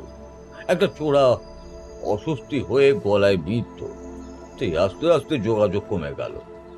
দেখা হলে ওই সামান্য কথাবার্তাই হতো। একটা একটা ওই চিঠিপত্র এইটুকুই। তা ভবানী শঙ্কর এখন কোথায়? আমি জিজ্ঞেস করলাম। নীলাম্বর আমার দিকে তাকালেন। 3 বছর আগে ও চলে গেছে। কিভাবে? Heart failure. ওর বরাবরই হার্ট খুব দুর্বল ছিল। মাসে মাসে আমার দোকান থেকেই প্রচুর ওষুধ যেত ওর বাড়িতে। ব্যোমকেশ এবারে সোজা হয়ে বসল। ভবানী শঙ্করের সময় কোনো ডাক্তার ডাকা হয়েছিল? নীলাম্বর ভুরু কুঁচকালেন। হ্যাঁ, ভবানীর মেয়েরা বলেছিল আচমকাই হয়েছে, কেউ একজন ডাক্তারও এনেছিল, পাড়ার কেউ। তবে আমি যাইনি তখন, আমি পরেই শুনেছিলাম। ডাক্তারের নাম? ব্যোমকেশ বাবু, সে তো সঠিকভাবে জানি না। কথাটা বলেই হঠাৎ চমকে নীলাম্বর ব্যোমকেশের দিকে তাকালেন, কিন্তু ব্যোমকেশ আর কিছু বলল না। আমিও হিসেবটা মিলিয়ে নিচ্ছিলাম।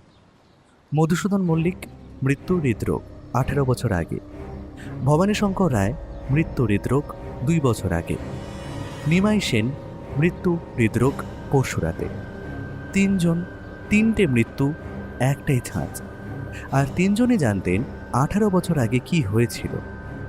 4 জন বন্ধুর মধ্যে এখন একজন বেঁচে, নীলাম্বর, এই ঘরে আমাদের সামনে বসে। আর বেঁচে হরিপদ। নীলাম্বরবাবু, আপনি কি বুঝতে পারছেন আপনি এখন কোথায় আছেন? ব্যোমকেশ উঠে দাঁড়ালো। নীলাম্বরের মুখ সাদা হয়ে গেল। আজ থেকে দোকান বন্ধ রাখুন, বাড়িতে থাকুন, একা থাকবেন না কোনো মুহূর্তে, আর তারপরেও চেষ্টা করবেন সাবধানে থাকবার। কিন্তু দোকান বন্ধ রাখলে? দোকান বন্ধ রাখলে সংসারে হয়তো একটু কষ্ট আসবে, কিন্তু মানুষ না থাকলে সংসারও থাকে না। নীলাম্বর চুপ করে রইলেন। বাইরে বেরোলাম দুজনে। রোদটা বেড়েছে। বাগবাজারের গলিতে দুপুরের ব্যস্ততা শুরু হয়েছে। হাঁটতে হাঁটতে আমি বললাম, সেই একই পদ্ধতি প্রতিবার। ডিগক্সিন অতিরিক্ত মাত্রায়, ইঞ্জেকশনে। পোস্টমর্টেম না হলে ধরার উপায় নেই। মধুসূদনের সময় হরিপদ নিজেই দিয়েছিল। এখন সে বড় ব্যবসায়ী হয়েছে, নিজে হাত নোংরা করবে না, সেই হাতটাকে খুঁজতে হবে। বাগবাজার থেকে ফেরার পথে ব্যোমকেশ কিছু বলল না। আমি চুপ করে পাশে হাঁটলাম। বেশি প্রশ্ন করার অভ্যেস আমার নেই। অনেক বছর ব্যোমকেশের সাথে থেকেই অভ্যেসটা রপ্ত করেছি। বাড়ি ফিরে ও সোজা গেল জানলার কাছে। চা বসালাম, এনে রাখলাম পাশে। তারপরে বললাম, এই হরিপদ মল্লিক সম্পর্কে একটু ভালো করে জানতে হবে। কোথায় আছে, কি করে। বরুণের কাছে যাব। বরুণ চক্রবর্তী ব্যোমকেশের পুরনো বন্ধু। বহু বছর সংবাদপত্রে কাজ করেছেন, এখন স্বেচ্ছা অবসরে। এখন একটা লাইব্রেরি ওপেন করেছেন, কিন্তু শহরের খবর রাখেন এখনও। পুরনো কন্ট্যাক্ট প্রচুর।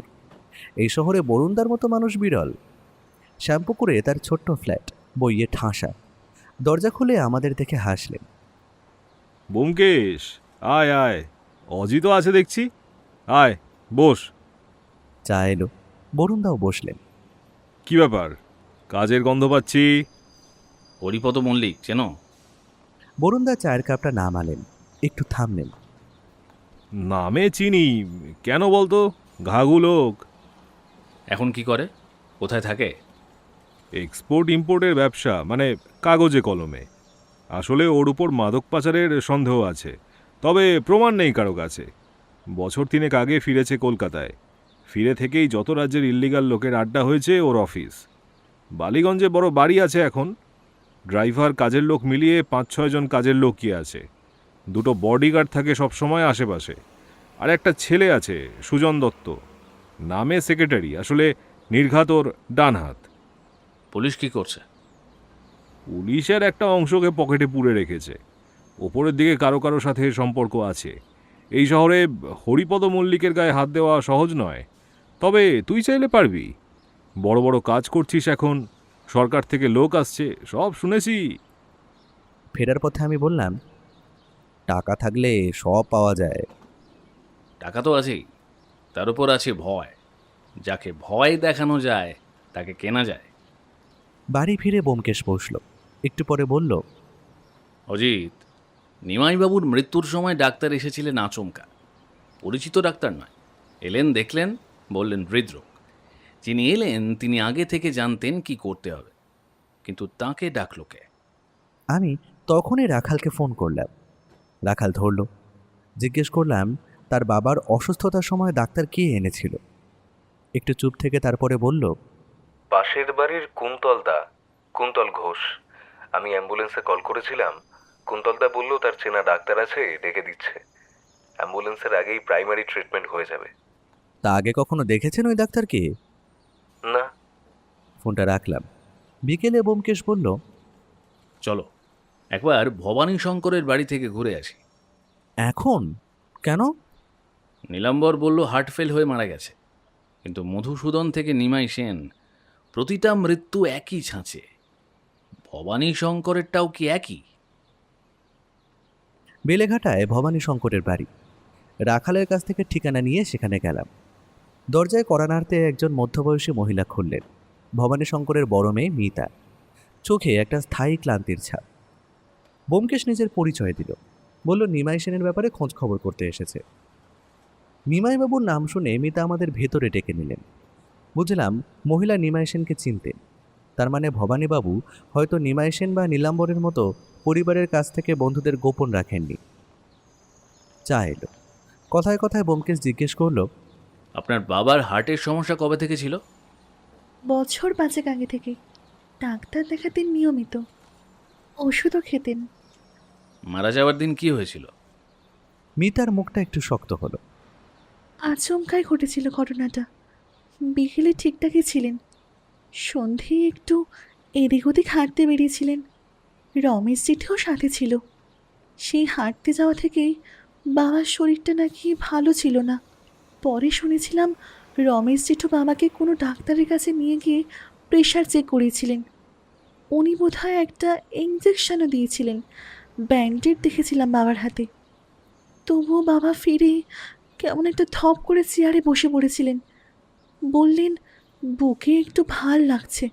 আমি ভাবছিলাম জামাটা বদলে বাবাকে একবার হাসপাতালে নিয়ে যাব কিনা, কিন্তু কিন্তু তার মধ্যে আমি যখন শব্দ শুনে ঘর থেকে বের হলাম, বাবা চুপ করে চেয়ে মেঝেতে পড়ে আছেন। চেষ্টা করেছিলাম, অনেক চেষ্টা করেছিলাম, কিন্তু ডাক্তার এসেছিলেন? হ্যাঁ, রমেশ জেঠুর শব্দ শুনে ছুটে এসে তড়ি ঘড়ি ডাক্তার ডেকে দিয়েছিলেন। উনি দেখলেন, বললেন হার্ট ফেলিওর। ডাক্তারের নাম মনে আছে? সাম্পি সেনগুপ্ত মনে হয়। ব্যোমকেশের মুখে কিছু এলো না, কিন্তু আমি দেখলাম তার আঙুল একটু নড়ল। পোস্টমর্টেম হয়েছিল? না। মিতা একটু অবাক হয়ে তাকালেন। হবে কেন? বাবার হার্টের অসুখ ছিল, ডাক্তারও তো সেটাই বললেন। ব্যোমকেশ একটু চুপ করল, তারপরে বলল, আপনার বাবার মৃত্যুর আগে কোনো অস্বাভাবিক কিছু ঘটেছিল, যেমন কোনো চিঠি, অপরিচিত কেউ আসা? একটা চিঠি এসেছিল বছর 5 আগে। কার চিঠি? জানি না, বাবা কাউকে দেখাননি, কিন্তু চিঠিটা স্বাভাবিক ছিল না। জিজ্ঞেস করলে একবার বলেছিলেন কিছু না, পুরনো ব্যাপার, এইটুকুই।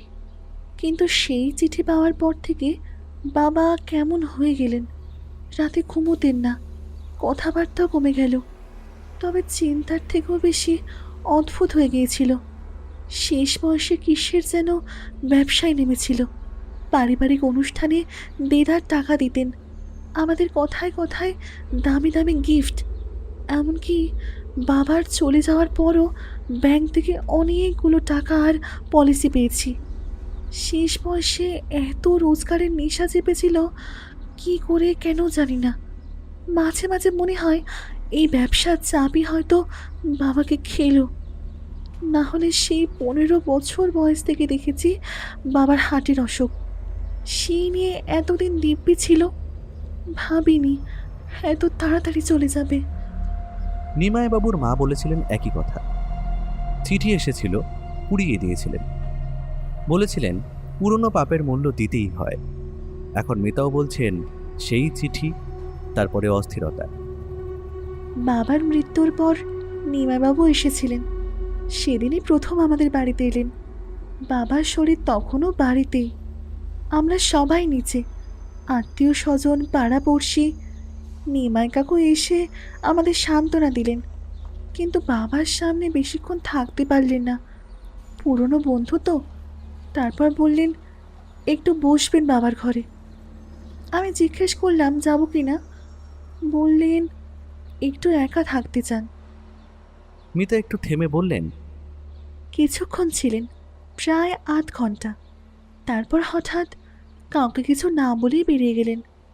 আমি ছাদ থেকে দেখলাম, মুখটা দেখলাম একটু কেমন যেন সাদা হয়ে গেছে।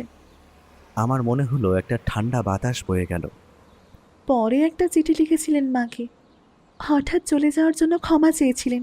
লিখেছিলেন মাথাটা হঠাৎ ঠিক ছিল না, অসুস্থ বোধ করছিলাম, তাই বেরিয়ে পড়েছিলাম।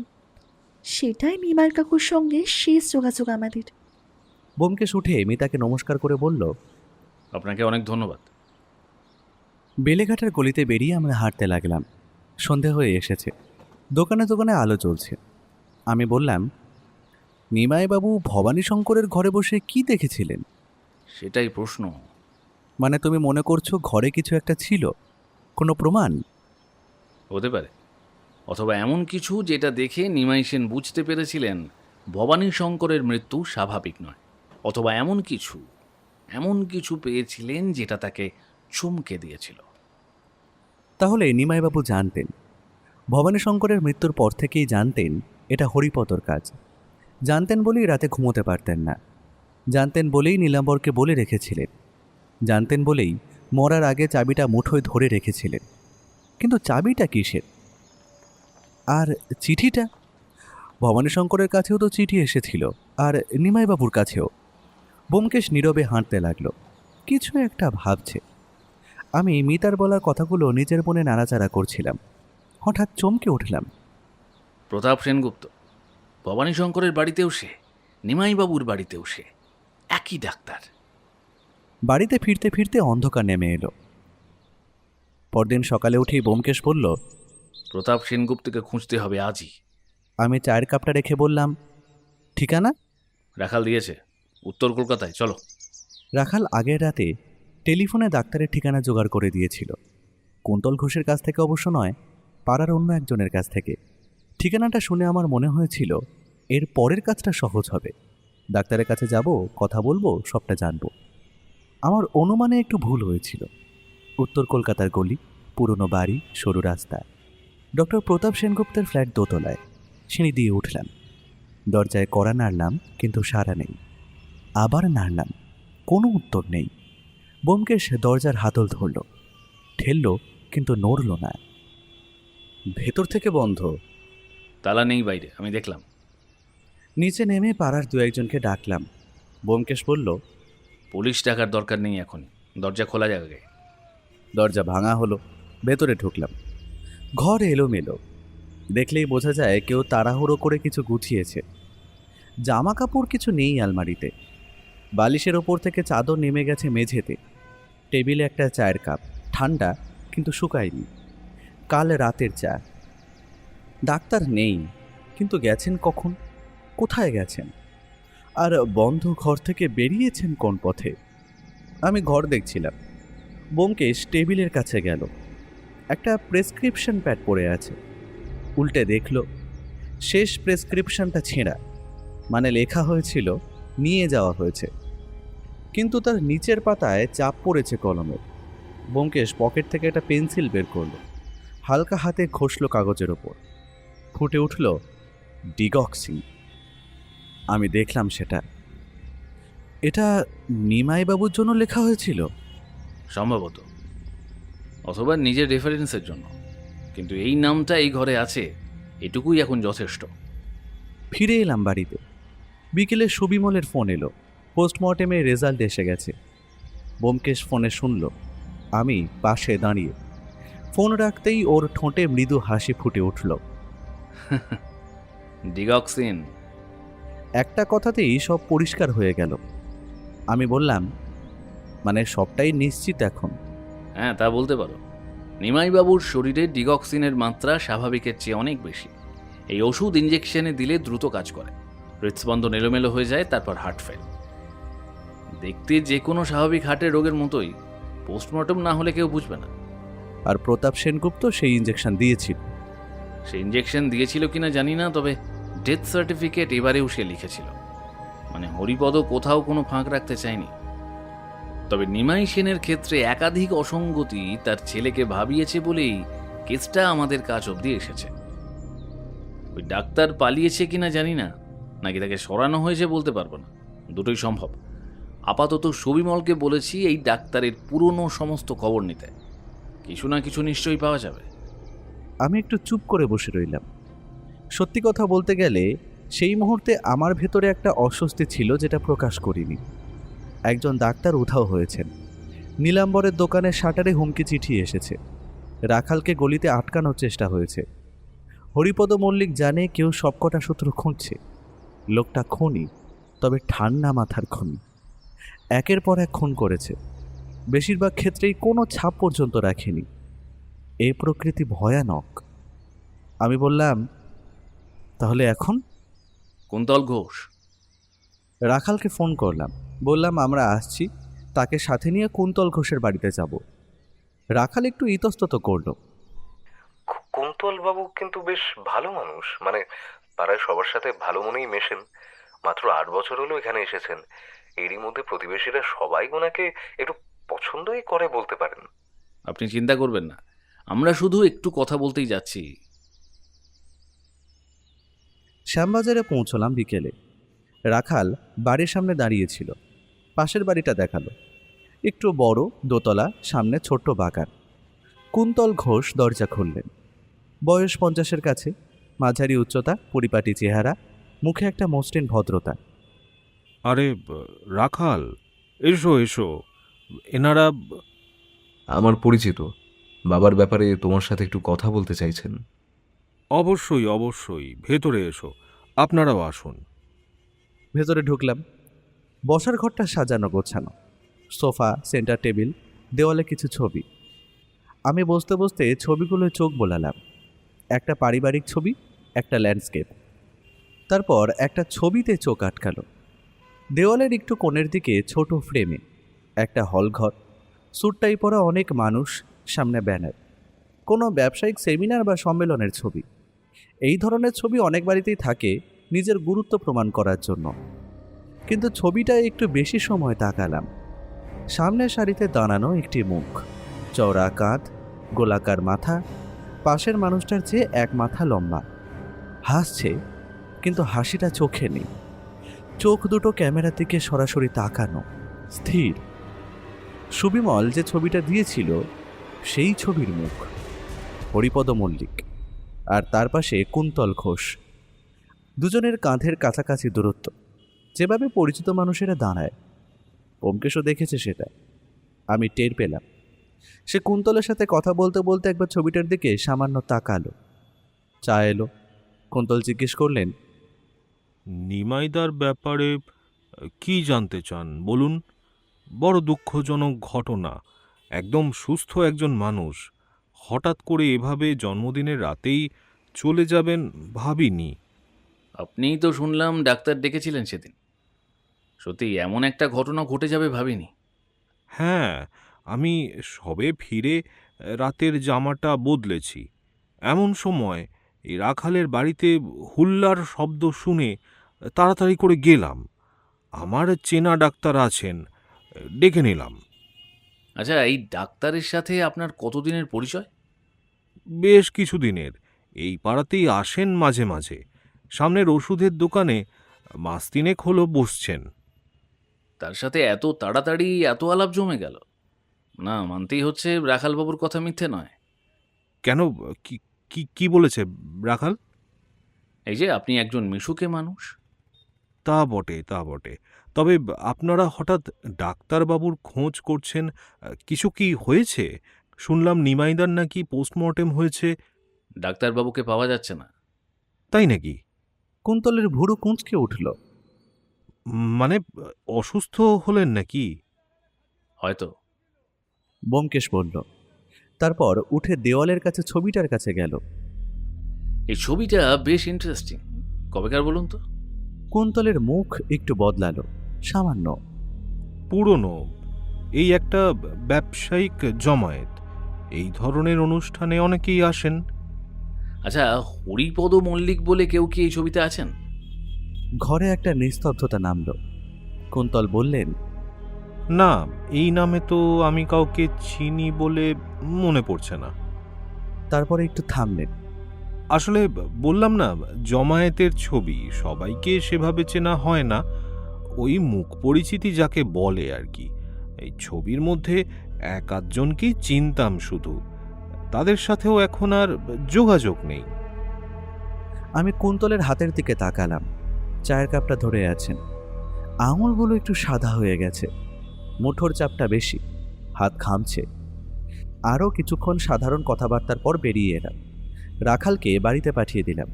হাঁটতে হাঁটতে আমি বললাম, ব্যোমকেশ, কুন্তল নির্জলা মিথ্যে বলছে। হরিপদর সাথে একই সেমিনারে গেছে, পাশাপাশি দাঁড়িয়ে ছবি তুলেছে, আর বলছে চেনে না। এই মানুষটা নিমাইবাবুর পাশের বাড়িতে থাকে, এটা কাকতালীয় হতেই পারে না। হরিপদ 3 বছর আগে কলকাতায় ফিরে প্রথমেই এই কাজটা করেছে। নিমাইবাবুর পাশের বাড়িতে নিজের লোক বসিয়েছে, তারপর অপেক্ষা করেছে, সবার মনে ভরসা তৈরি করেছে। পাকা খেলোয়াড়। এই লোকটার ধৈর্য আছে। এবং পরিকল্পনা করার মতো ক্ষুরোধার আর নিষ্ঠুর একটা মস্তিষ্ক আছে। সেই রাতে আমাদের বাড়িতে একটা টেলিফোন এলো 10টা নাগাদ।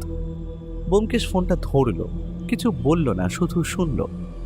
দেখলাম চুপচাপ সামান্য হাসলো।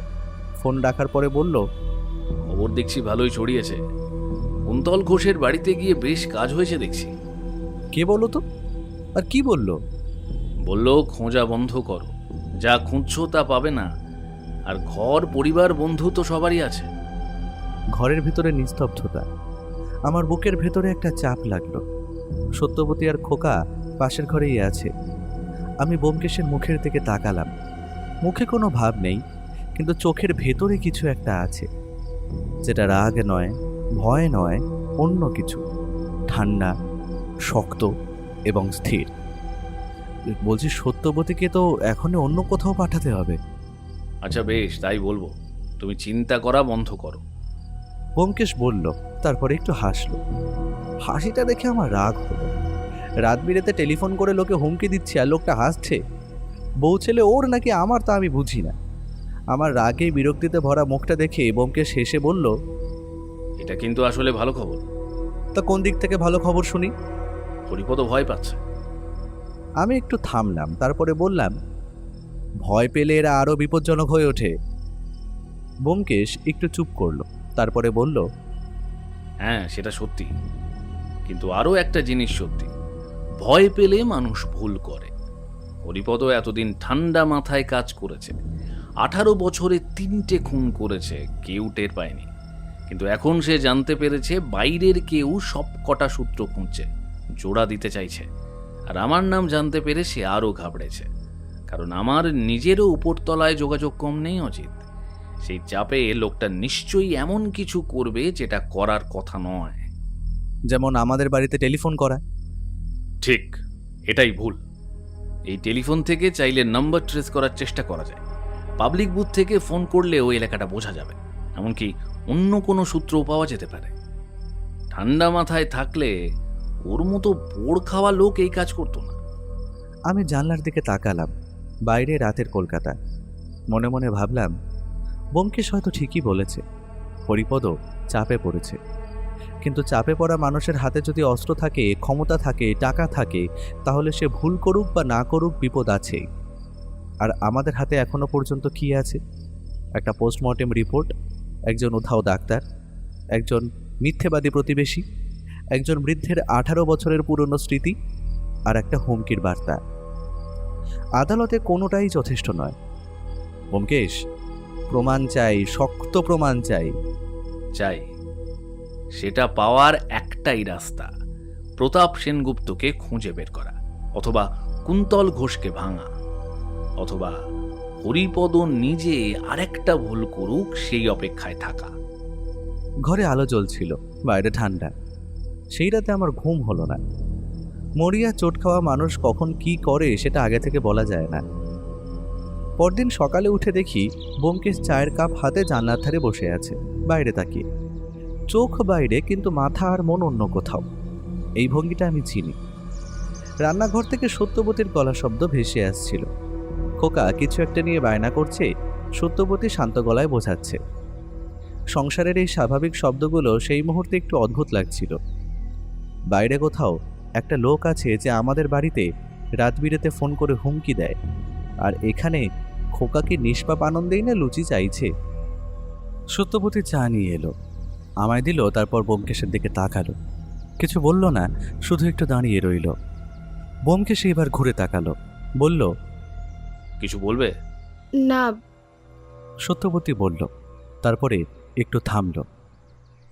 মানে জিজ্ঞাসা করব ভেবেছিলাম। কাল রাতে একটা টেলিফোন এসেছিল, তুমি তো রেখে দিলে, কিন্তু মুখটা আমি দেখেছিলাম। ব্যোমকেশ কিছু বলল না। কেসটা কতদূর? এগোচ্ছে। বিপদ নেই তো? এইবারে ব্যোমকেশ একটু থামল। আমি জানি সে কি বলবে, এড়িয়ে যাবে অথবা হালকা করে বলবে, কারণ সত্যবতীকে চিন্তায় ফেলতে চায় না, এটা ওর স্বভাব। কিন্তু সত্যবতী আগেই বলল, পিড়াপিড়ি করছি না, শুধু বলো সাবধানে থাকতে হবে কিনা। হ্যাঁ, সে তো সবসময় থাকা দরকার। বেশ। আমি দেখলাম এইটুকুই। প্রশ্ন নেই, অভিযোগ নেই, কান্না নেই, শুধু একটা নীরব স্বীকৃতি। আমি সেদিন দেখলাম ব্যোমকেশের সবচেয়ে বড় শক্তি তার বুদ্ধি নয়, এই মানুষটা। কিন্তু সত্যবতী দরজার কাছে গিয়ে ঘুরল। একটা কথা, বলো। ওই ভবানী শঙ্করের মৃত্যুটা কি খতিয়ে দেখেছো? ঘরে একটা নীরবতা নামল। ব্যোমকেশ সোজা হয়ে বসল। মানে? ঠাকুরপো বলছিল রাখালবাবুর আগে ভবানী শঙ্কর নাকি মারা গেছেন, সেটাও নাকি হঠাৎ। আমি ভাবলাম তুমি শুধু নিমাইবাবুর মৃত্যুটা নিয়েই ভাবছো, কিন্তু মাত্র ওই 3 বছর আগেই ওই একই পাড়ার আরেকজন বন্ধুও মারা গেছেন। ব্যাপারটা একবার ভালো করে নেড়েচেড়ে দেখো না। ব্যোমকেশ কিছু বলল না। আমি দেখলাম তার চোখে একটা আলো জ্বলল। ব্যোমকেশ আমার দিকে তাকালো। অজিত, ভবানী শঙ্করের মেডিকেল রেকর্ড পাওয়া যাবে? সত্যর মামা সরকারি হাসপাতালের কোনো একটা বিভাগে আছেন। চাইলে পুরনো অনেক রেকর্ড বের করা যায়। সরকারি অফিসে কেড়ে নিয়েছিলেন, সুবিধা নেননি এ হতে পারে না। আমি অবাক হয়ে গেলাম। সত্যবতী কি এটা জেনেই বলেছিল নাকি, নাকি শুধু প্রশ্নটুকুই করেছিল আর ব্যোমকেশ নিজেই বাকিটা জুড়ে নিয়েছে? এই দম্পতির যে রসায়ন, তাতে দুটোই সম্ভব। দুপুরে সুবিমল এলো। ব্যোমকেশ তাকে সবই বলল। প্রতাপ সেনগুপ্তের উধাও হওয়া, কুন্তল ঘোষের মিথ্যে, রাতের ফোন, সবটা। সুবিমল চুপ করে শুনল, তারপরে বলল, হরিপদ মল্লিকের ব্যাপারে আমাদের একটা পুরনো ফাইল আছে। জানি। জানো? অনুমান করেছিলাম এই ধরনের লোকের পেছনে পুলিশের নজর একবার না একবার পড়ে, কিন্তু ফাইল বন্ধ হয়ে গেছে, নিশ্চয়ই প্রমাণের অভাবে। কে কে ঘুষ খেয়েছে বলতে পারো? খবর নিতে পারি। আসলে একটাই ফাইল হয়েছিল এই লোকটার বিরুদ্ধে। আমার একটা সিনিয়র কেসটা দেখেছিলেন। এরপর উনি বদলি হয়ে যাওয়ার পর তো প্রায় তো বছর দুয়েক আগের কথা, একটা ব্যবসায়িক বিরোধে একজন মারা গিয়েছিল। সবাই জানতো হরিপদ জড়িত, কিন্তু কেউ মুখ খোলেনি। সাক্ষী ছিল, তবে প্রমাণ ছিল না। এবারে লোকটার সব পাপের প্রমাণ হবে। কিভাবে? সেটা এখনো জানি না, কিন্তু হরিপদও চাপে পড়েছে। চাপে পড়লে মানুষ ছাপ ফেলে। সুবিমল উঠে যাওয়ার আগে বলল, সাবধানে থেকো ব্যোমকেশ, রাতের ফোনটা আমি দেখছি। সেই বিকেলেই ঘটনাটা ঘটল। আমি বসার ঘরে পড়ছিলাম, ব্যোমকেশ পাশের ঘরে আর সত্যবতী রান্নাঘরে। হঠাৎ একটা শব্দ, একটা ভোঁতা ধাক্কা জানলার কাছে। আমি মুখ তুলতেই দেখলাম কাঁচটা ফেটে গেছে, আর একটা পাথরের টুকরো মেঝেই পড়ে আছে। পাথরটা আমার কপালের পাশ দিয়ে গেছে। ব্যোমকেশ ছুটে এলো, আমার কপালে আঙুল দিল। একটা লাল দাগ, চামড়া সামান্য ছড়ে গেছে, হয়তো একটু রক্ত। তারপর আমি ব্যোমকেশকে যেভাবে দেখলাম সেটা আমি আগে দেখিনি। ব্যোমকেশকে আমি অনেক পরিস্থিতিতে দেখেছি, শান্ত দেখেছি, চিন্তিত দেখেছি, হাসতে দেখেছি বিপদেও, কিন্তু এই রাগ ঠান্ডা, বেশি ভয়ানক। বাইরে কেউ ছিল? ব্যোমকেশ জানলার দিকে তাকালো। রাস্তার ওপারে একটা গলি, কেউ নেই এখন। সত্যবতী এসে দাঁড়িয়েছিল, আমার কপাল দেখল।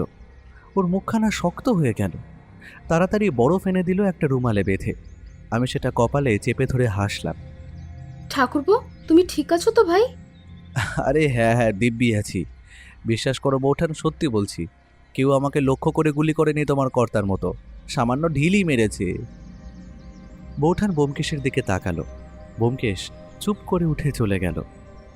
রাতে সত্যবতীর মামার সঙ্গে টেলিফোনে কথা হলো। পরদিন সকালেই উত্তর এলো। ভবানী শঙ্কর রায়চৌধুরীর ডেথ সার্টিফিকেটেও সেই একই সই, ডাক্তার প্রতাপ সেনগুপ্ত। হরিপদ পুরনো বন্ধুদের একে একে সরাচ্ছে।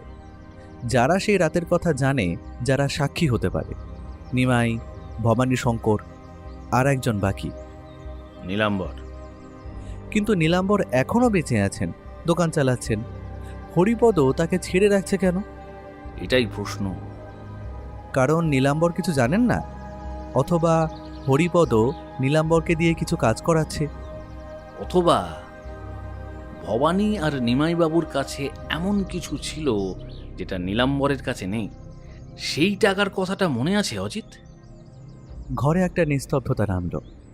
মাঝে মাঝে ব্যোমকেশের সঙ্গে কথা বলতে বলতে এমন একটা জায়গায় পৌঁছায় যেখানে মাটি সরে যায়। মনে হয় যেটাকে সত্যি মনে করেছিলাম সেটা হয়তো ঠিক নয়, যাকে বিশ্বাস করেছিলাম সে হয়তো বিশ্বাসযোগ্য নয়। তুমি নিশ্চিত? না, এখনো না, কিন্তু সম্ভাবনাটা মাথায় রাখতে হবে। এখন মনে হচ্ছে নিমাই সেন বন্ধুর ঘরে কি দেখেছিলেন সেটা আগে জানার প্রয়োজন। সেই চাবির রহস্য সমাধান করতেই হবে। ব্যোমকেশ চোখ তুলে জানলার ভাঙা কাচের দিকে তাকালো। চোখখানা শক্ত। রাখালবাবু ফোন করলো পরদিন দুপুরে। ব্যোমকেশবাবু, বাবার একটা ব্যাংক লকার আছে, জানতাম না। মা হঠাৎ বললেন আজ সকালে। বললেন বাবা যেতেন মাঝে মাঝে, কিন্তু কি রাখতেন সেটা কাউকে বলেননি কখনো, এমনকি মাকেও না। ব্যোমকেশ আমার দিকে তাকালো, চোখে চোখে কথা হলো। লকার খোলার ব্যবস্থা করুন আজই। ওয়ারিস হিসেবে কাগজপত্র জমা দিতে একটু সময় লাগলো বটে, কিন্তু পরদিন দুপুরের মধ্যে রাখালবাবু অনুমতি পেয়ে গেল। বিকেলে ফিরে এলো, হাতে একটা বাক্স, চারিদিক থেকে বন্ধ। ভেতরে কি আছে দেখার চেষ্টা করিনি, মনে হলো একা না খোলাই ভালো। তাছাড়া বুঝতেই পারছি না এই বাক্স খুলবো কি করে। ব্যোমকেশ কি মনে করে উল্টে ধরে এদিক ওদিক একটু চাপ দিতেই একটা চাবির গর্ত পাওয়া গেল। আমরা একে অপরের দিকে তাকালাম। ব্যোমকেশ পকেটে হাত ঢুকিয়ে চাবি বের করে আনলো। বাক্সের ভেতরে একটা সিল করা খাম, বাদামি রঙের, পুরনো। সিলের আঠা শুকিয়ে হলদে হয়ে গেছে, কিন্তু ভাঁজটা এখনো শক্ত। সেই সন্ধ্যেয় আমাদের বসার ঘরে চারজন: রাখাল, নীলাম্বরবাবু, আমি আর ব্যোমকেশ। নীলাম্বরবাবুকে ব্যোমকেশ নিজে ফোন করেছিল। ব্যোমকেশ সিল ভাঙল। ভেতর থেকে বেরোলো একটা ক্যাসেট, সাধারণ অডিও ক্যাসেট, কালো প্লাস্টিকের, একটু ঘষা। গায়ে কিছু লেখা নেই, শুধু একটা ছোট কাগজের টুকরো আঠা দিয়ে আটকানো, তাতে পেন্সিলে লেখা একটা তারিখ, 18 বছর আগের। একদমই পুরনো দিনের জিনিস। অগত্যা পুরনো ক্যাসেট প্লেয়ারের জন্য পাড়ায় খোঁজ করতে হলো। শেষে সত্যবতীর মামার বাড়ি থেকে একটা পাওয়া গেল। এই বাড়িতে কখন কি দরকার সেটা না বললেও বৌঠান বোঝে। ক্যাসেট ঢোকানো হলো, প্লে করা হলো। প্রথমে একটু খসখস শব্দ, তারপর একটা গলার আওয়াজ। একটা গলা ভারী একটু জড়িয়ে, মদের খোর স্পষ্ট, কিন্তু কথাগুলো পরিষ্কার। আরে মিথ্যে বলছি না, এই বুড়োটাকে আমি টপকেছি। তোরা জানিস না কিছু। শোন শোন, ওই মধুসূদন বুড়ো ভেবেছিল আমি ওর কাছে হাত পাততে গেছি। হ্যাঁ হ্যাঁ, হাত তো বাড়িয়েছিলাম, কিন্তু সেটা ওর গলায়। পেছনে হাসির শব্দ, ক্লাসে মদ ঢালার শব্দ। বুঝলি বুঝলি সেদিন ওই কাকার বাড়িতে গেলাম সন্ধ্যেবেলা, একা। বললাম দেখতে এসেছি। বুড়ো খুশি হয়ে গেল, ভেতরে ডেকে নিল। দিব্যি ভারী খাওয়া দাওয়া হলো। বিশ্বাস করিস? হ্যাঁ, বিশ্বাস করিস? নিজের হাতে হুইস্কি ঢেলে দিল। আমি আমি ফার্মেসিতে থাকতে শিখেছিলাম। ডিক্সিক্যান কি করে, হার্টের ওষুধ, কিন্তু বেশি মাত্রায় দিলে উল্টে কাজ করে, হার্ট থেমে যায়। দেখতে স্বাভাবিক মৃত্যুর মতো, পোস্টমর্টেম না হলে ধরার উপায় নেই। নীলু, তুই বোধহয় জানিস ব্যাপারটা, কি বল? কাকার হাত বাড়িয়ে দেওয়া দেখলে তুই বুঝতিস কি বলছি। সন্দেহই করেনি, ভেবেছিল ওর ইনসুলিনের ইঞ্জেকশন দিচ্ছি। বেটা আধকানা বুড়ো, দুদিন পর ও এমনিতেই মরতো। আমি ব্যাপারটা একটু এগিয়ে দিয়েছি, বইতো না, ইঞ্জেকশন দিলাম ঠিকই, কিন্তু সেটা ওষুধ ছিল না। বেরিয়ে এলাম, রাতেই খবর পাবো জানতাম। পরদিন সকালে গেলাম শোক করতে। ডাক্তার এসেছিল আগেই, সেনগুপ্ত আমার চেনা লোক। ওর কেস তো বাবা, সে আরেক রগে কাণ্ড। যাই হোক, ওকে বলাই ছিল, সার্টিফিকেটে লিখলো হার্ট অ্যাটাক। বুড়োর বয়স হয়েছিল, অসুস্থ থাকতো, কেউ প্রশ্ন করলো না। নেকলেসটা পেয়েছিলাম, কাকির গয়না, হিরে। সেটা বেচে ধারগুলো শোধ করেছি। সম্পত্তির বাকিটাও অবশ্য পরে আমিই পাবো। এইভাবে মানুষ উঠে দাঁড়ায়, বুঝলি? এই মাথা খাটিয়ে। রেকর্ডিং থামল। ঘরে নিস্তব্ধতা। মনে পড়ল নীলাম্বর বলেছিলেন সেই আড্ডার কথা, যেখানে হরিপদ মদের ঘরে সব বলে ফেলেছিল। যে রাতটা তিনজন চুপ করে বসে শুনছিলেন, আর হরিপদ একটা বৃদ্ধ মানুষের মৃত্যুকে নিজের চালাকির প্রমাণ হিসেবে বর্ণনা করেছিল। এই ক্যাসেটটা শুনতে শুনতে আমার মনে হচ্ছিল অতীত যেন ঘরের মাঝখানে এসে দাঁড়িয়েছে। একটা বৃদ্ধ মানুষ নিজের হাতে হুইস্কি ঢেলে দিচ্ছেন চেনা মুখে। সেই মুখে হাসি আছে আর হাতে সিরিঞ্জ। 18 বছর আগে সেই ঘরটা এখন এখানে, এই 4 দেওয়ালের মধ্যে। সেই রাতের ক্যাসেট এক বন্ধু লুকিয়ে রেকর্ড করেছিলেন হরিপদকে না জানিয়ে। রাখালের চোখ ভিজে গেছে, মুখ ফেরায়নি, কিন্তু ঠোঁট শক্ত। এই তবে সেই বিষ। নীলাম্বর মাথা নামিয়ে আছেন।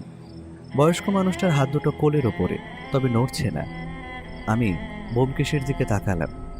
সে ক্যাসেটটা হাতে নিয়ে বসে আছে, মুখে কোনো ভাব নেই। কিন্তু আমি এই মানুষটাকে চিনি। এই মুহূর্তে তার ভেতরে অনেক কিছু ঠিক হয়ে যাচ্ছে। ব্যোমকেশ নীলাম্বরের দিকে তাকালো। এই গলা চেনেন? হরিপদ? নিশ্চিত? এই গলা আমি 7 বছর শুনেছি। তার কণ্ঠ শক্ত, কিন্তু চোখ অন্য কোথাও। কলেজে পড়তাম যখন এই গলায় গান গাইতো, ক্যান্টিনে বসে আড্ডা দিত। এই গলা আমি ভুলবো কিভাবে?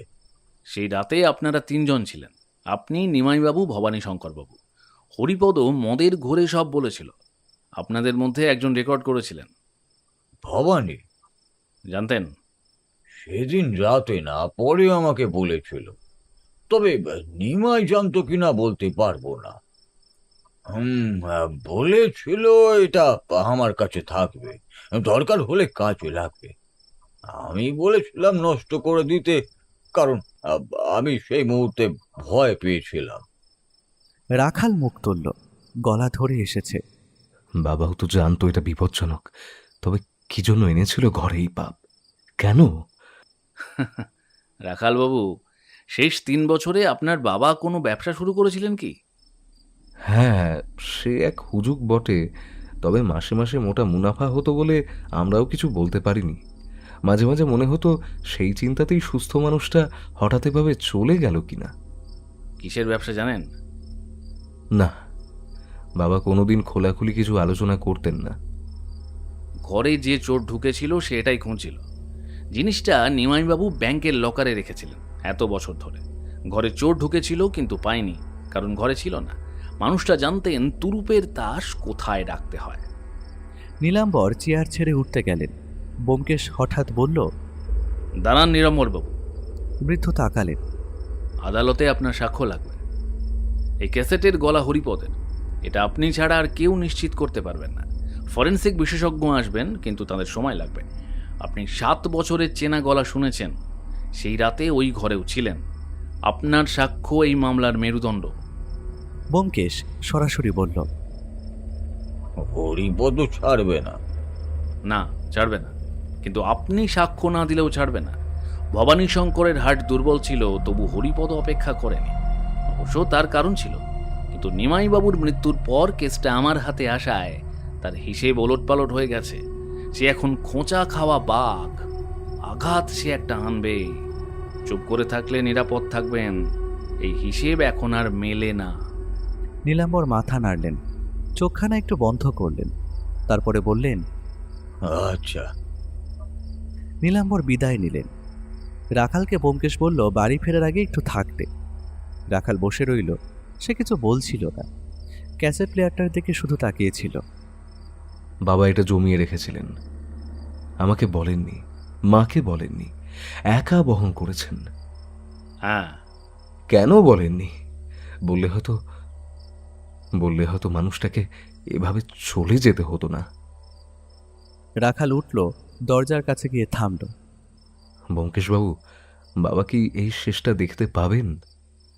ব্যোমকেশ কিছু বলল না। রাখাল চলে গেল। ঘরে এখন শুধু আমি আর ব্যোমকেশ। আমি বললাম, ভবানী আর নিমাই দুই বন্ধু পরপর একই অস্ত্রে পুরনো বন্ধুকে ঘায়েল করেছিলেন, সেটা তো বেশ বোঝা যাচ্ছে। মোটা অর্থপ্রাপ্তিও করেছিলেন, তাতে কোনো সন্দেহ নেই। কিন্তু হরিপদ লোকটা সাংঘাতিক। সময় নিয়ে পরিকল্পনা করে একটা একটা করে দাবার চাল দিয়েছে। কিন্তু কিস্তিমাত আমরাই করব অজিত, কারণ বাজি এখন আমাদের হাতে।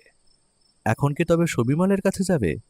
কাল সকালে, আজ রাতে ক্যাসেটটা এখানেই থাকুক। 3 মিনিটের মাথায় রাখালের ফোন এলো। ব্যোমকেশ ধরল, শুনল, কিন্তু মুখখানা শক্ত হয়ে গেল। রাখালের মায়ের কাছে লোক গেছে, বলে গেছে ছেলে যদি মুখ না বন্ধ করে হয়তো কারোর কিছু একটা হয়ে যাবে। আমি উঠে দাঁড়ালাম। রাখালকে এমনিতেই বলেছিলাম এখনই সবাইকে সরিয়ে দিতে, অন্য কোথাও, আজ রাতেই। হরিপদ জেনে গেছে, কুন্তলের মাধ্যমে খবর গেছে, মানে ক্যাসেটের খবরও অনুমান করেছে সম্ভবত। আমার বুকের মধ্যে একটা চাপ লাগলো। এই ঘরে যে ক্যাসেটটা আছে, এটা হরিপদ সব পাপের একমাত্র প্রমাণ। গত 3 বছর ধরে একটা ব্যাংকের লোহার বাক্সে ঘুমিয়েছিল। ব্যোমকেশ, বলছি ক্যাসেটটা আজ রাতে এখানে রাখা কি ঠিক হবে? ব্যোমকেশ একটু চুপ করলো, তারপরে বলল, সুবিমলকে এখনই আসতে বলছি। সুবিমল সেই রাতে এলেন। ক্যাসেটটা বাজানো হলো, চুপ করে পুরোটা শুনলেন। পেশাদার মানুষ, অভিজ্ঞতায় পরিপক্ক, কিন্তু শেষের দিকে একটু হাত মুঠো করলেন। রেকর্ডিং থামতেই উঠে দাঁড়ালেন তিনি। এটাই যথেষ্ট। কাল সকালে আমি বরং পরোয়ানা বের করব। রাখালের পরিবার? আজ রাতেই বরং সরিয়ে দিন। আমি সাদা পোশাকে লোক রাখবো নীলাম্বরবাবুর বাড়িতে। সুবিমল চলে গেলেন। সত্যবতীকে ডাকলাম। ব্যোমকেশ সংক্ষেপে বলল, রাখালের মা আর বৌমা আজ রাতে এখানে আসবেন, কাল ভোরে সত্যবতীর বাপের বাড়ি। সত্যবতী একটু চুপ করে তারপরে বলল, বেশ, আমি ব্যবস্থা করছি। পরদিন ভোরে রাখালের মা আর নিতা রওনা হলেন। খোকাকেও পাঠানো হলো সাথে। বাড়িটা হঠাৎ ফাঁকা লাগছিল। ব্যোমকেশ বলল, আজ একবার কুন্তলের কাছে যাব। বেশ তো। আমি পাঞ্জাবি গলানোর উপক্রম করছি, হঠাৎ ব্যোমকেশ বলল, তুমি বরং এখানেই থাকো, আমি ঘুরে আসি। আমি রাজি হলাম না মনে মনে, কিন্তু চুপ করে রইলাম। ব্যোমকেশ বেরিয়ে গেল।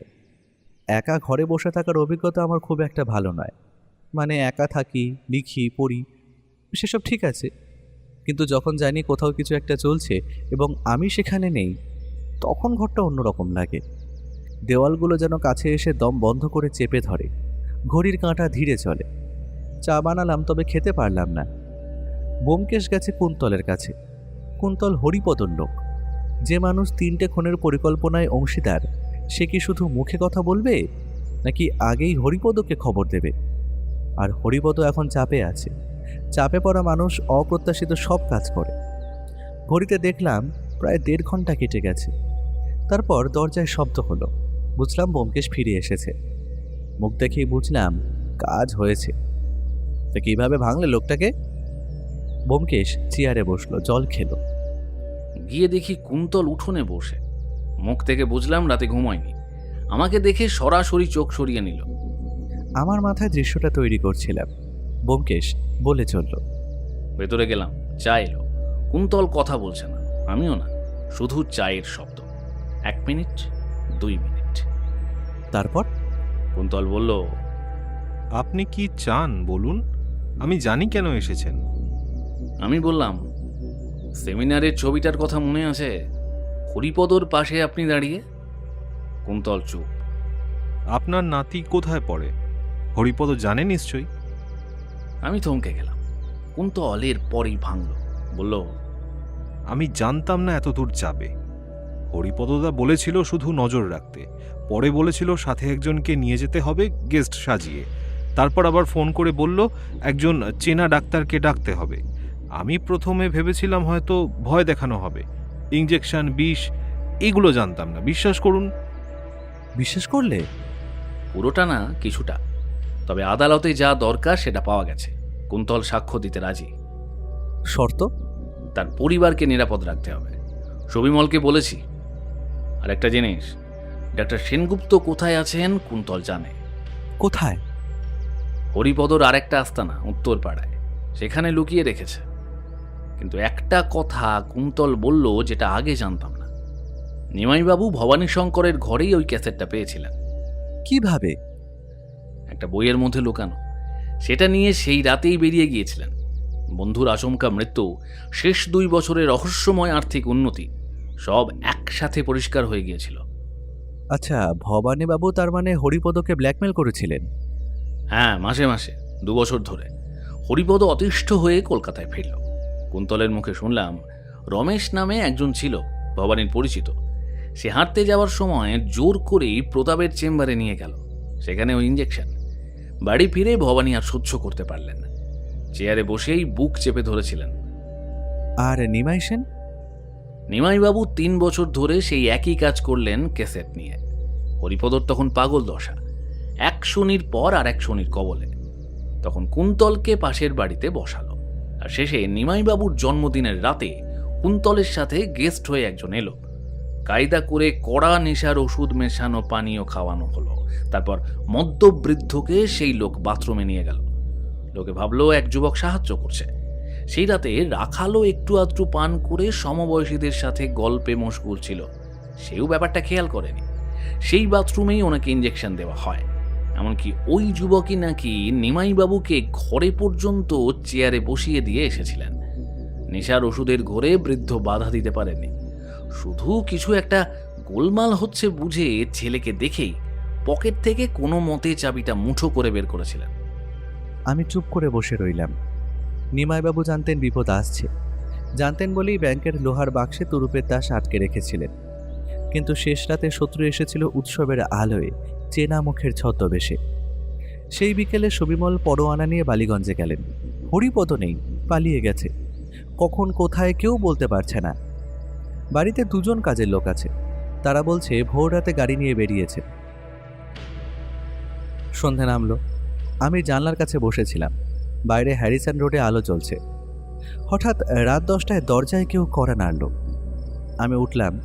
দরজা খুলতেই দেখলাম এক তরুণ, বছর 22-এর কাছে বয়স, মুখ চেনা।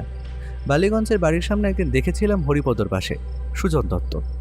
ব্যোমকেশবাবু আছেন? ব্যোমকেশ ততক্ষণে বেরিয়ে এসেছে। হ্যাঁ, আসুন। ছেলেটা ভেতরে ঢুকলো। জামা এলোমেলো, হাত দুটো একটু কাঁপছে। আমি আর পারছি না স্যার, মানে হরিপদ মল্লিক আজ রাতে এখানে আসবে। আমি শুনেছি, ফোনে কথা বলছিল, আমি পাশে ছিলাম। বলছিল বক্সিকে শেষ করলে সব চুপ হয়ে যাবে। আমার বুকে একটা চাপ নামলো। ব্যোমকেশ শান্ত মুখে বসে আছে। আপনি হঠাৎ এখানে কেন এলেন? ব্যোমকেশবাবু, আমি খুনি নই। আমি জানতাম স্যার ভালো মানুষ নয়, কিন্তু এতটা জানতাম না। আজ রাতে পাখি নিজে আসবে আমার বাড়িতে। সত্যবতী তখন বাড়িতে।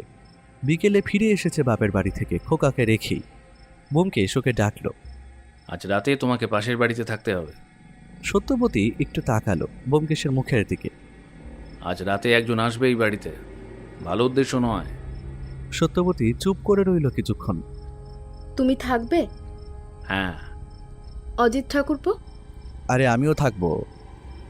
সত্যবতী উঠল, একটা কথাও না বলে ঘরে চলে গেল।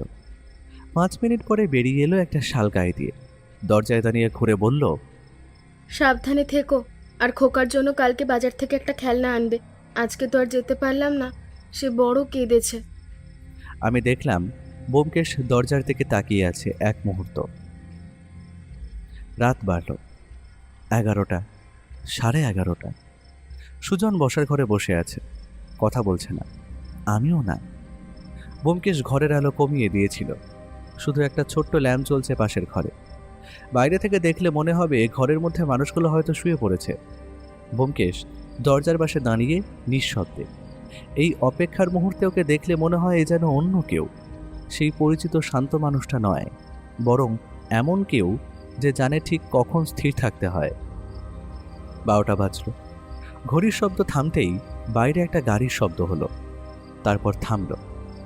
পায়ের শব্দ, সরাসরি দরজায় টোকা। ব্যোমকেশ আমার দিকে একবার তাকালো, চোখে কোনো কথা নেই, শুধু একটা সংকেত। আমি দেওয়ালের পাশে সরে গেলাম। ব্যোমকেশ দরজার কাছে গেল। কে? ব্যোমকেশবাবু, ব্যোমকেশবাবু, দরজা খুলুন দয়া করে, আমার আমার খুব বিপদ। গলাটা ভারী, চাপা, চেনা যাচ্ছে না। ব্যোমকেশ মুচকি হেসে দরজা খুলল। সামনে একজন মানুষ, বছর 50-এর কাছে, ভারী শরীর, মাথায় একটা টুপি, গায়ে সাধারণ পাঞ্জাবি, ছদ্মবেশ আছে, কিন্তু চোখ দুটো লুকোনো যায় না। সেই চোখে 18 বছরের পাপ আর এখনকার মরিয়া ভাব একসাথে। হরিপদ মল্লিক, হাতে একটা রিভলভার নিয়ে। বক্সি। ব্যোমকেশ নড়ল না, এক পাও পিছিয়েও গেল না। রাখুন ওটা। হরিপদ এক পা এগিয়ে এসে রিভলভার তুলল। সব শেষ করতে এসেছি, তুমি না থাকলে ক্যাসেটটা। ক্যাসেটটা আর এখানে নেই। ব্যোমকেশের গলায় কোনো উত্তেজনা নেই, যেন চুপচাপ বসে চা খেতে খেতে গল্প করছে। সবিমল একটা কপি নিয়ে গেছেন, পোস্টমর্টেম রিপোর্ট আছে, কুন্তল ঘোষ আছেন, ডাক্তার সেনগুপ্ত আছেন। আপনাকে ঘিরে যা প্রমাণের ঘেরাটপ তৈরি হয়েছে, একটা গুলিতে সেটা ভাঙবে না। হরিপদর হাত একটু কাঁপল। মিথ্যে কথা। উত্তরপাড়ায় এতক্ষণে পুলিশ পৌঁছে গেছে, ডাক্তার কথা বলবে, কারণ আর কোনো কারণ নেই তার চুপ থাকার। হরিপদ ভেঙে পড়ল, সেইভাবে যেটা লোকটা সারা জীবন ঢেকে রেখেছিল চালাকিতে, টাকায়। আমাকে থামাতে পারবে না। পারবো। পেছনে পায়ের শব্দ। হরিপদ ঘুরতে গেল, ততক্ষণে সুবিমলের দুজন লোক দুদিক থেকে ঘরে ঢুকে পড়েছে। গলির মুখ থেকে গাড়ি দেখেছিল, সেই মুহূর্তেই ছুটে এসেছে। হরিপদ একবার পেছনে তাকালো, তারপর সামনের দিকে। রিভলভারটা মেঝেতে পড়ল। আমি দেওয়ালের পাশ থেকে বেরিয়ে এলাম, হাতের পিস্তলটা নিচু করলাম। বুকের ভেতরে হৃৎপিণ্ড এখনও জোরে চলছে। ব্যোমকেশ ঘুরে একবার আমার দিকে তাকালো, মুখে কিছু বলল না, শুধু একটু মাথা নাড়ল। সেই রাতে থানায় যা হলো সেটা আমি সব দেখিনি, সুবিমল পরে বললেন সব। হরিপদ প্রথমে অস্বীকার করেছিল সব কিছু, তারপর ক্যাসেট বাজানো হলো, নিজের গলা শুনে চুপ করে গেল। উত্তরপাড়ায় ততক্ষণে পুলিশ পৌঁছে গেছে। ডাক্তার প্রতাপ সেনগুপ্তকে পাওয়া গেল একটা ছোট্ট ঘরে, রোগা হয়ে গেছেন, চোখে ভয়। স্বীকারোক্তি দিলেন কাঁদতে কাঁদতে, বললেন বছর 15 আগে একটা জাল সার্টিফিকেটের মামলায় তার নাম এসেছিল, সেই প্রমাণ হরিপদর হাতে ছিল। তখন থেকে ডাকলেই যেতে হতো, মধুসূদনের সময়, ভবানী শঙ্করের সময়, নিমাই সেনের সময়, প্রতিবার। এরপর যা হলো সেটা আদালতের কাজ। মধুসূদন মল্লিকের পুরনো মামলা আবার খোলা হলো 18 বছর পরে। হরিপদ মল্লিকের বিরুদ্ধে 3টি হত্যার মামলা হলো। নীলাম্বরের বিরুদ্ধে তথ্য গোপনের অভিযোগ হলো। আদালত বয়স, পরিস্থিতি আর শেষে সাহায্য করার কথা বিবেচনায় নিয়ে লঘুদৃষ্টিতে দেখল। নীলাম্বরের দোকান পুড়ে গিয়েছিল, সেটা আর উঠল না। সপ্তাহখানেক পরের একটা সন্ধ্যের কথা বলি। রাখাল একদিন একা এলো। বাবার শেষকৃত্য হয়ে গেছে, মা একটু ভালো আছেন এখন। বাবার ব্যাপারে অনেক কিছু জানলাম এই কদিনে, যা আগে জানতাম না। সব মানুষের একটা আলাদা জগৎ থাকে। হ্যাঁ। রাখাল মাথা নাড়ল, তারপরে বলল, বাবা ভুল করেছিলেন 18 বছর আগে চুপ থেকে। রাখাল উঠল, দরজার কাছে গিয়ে একটু থেমে বলল, ব্যোমকেশবাবু, আপনাকে ধন্যবাদ। আপনি না থাকলে সত্যিটা কখনোই জানা হতো না।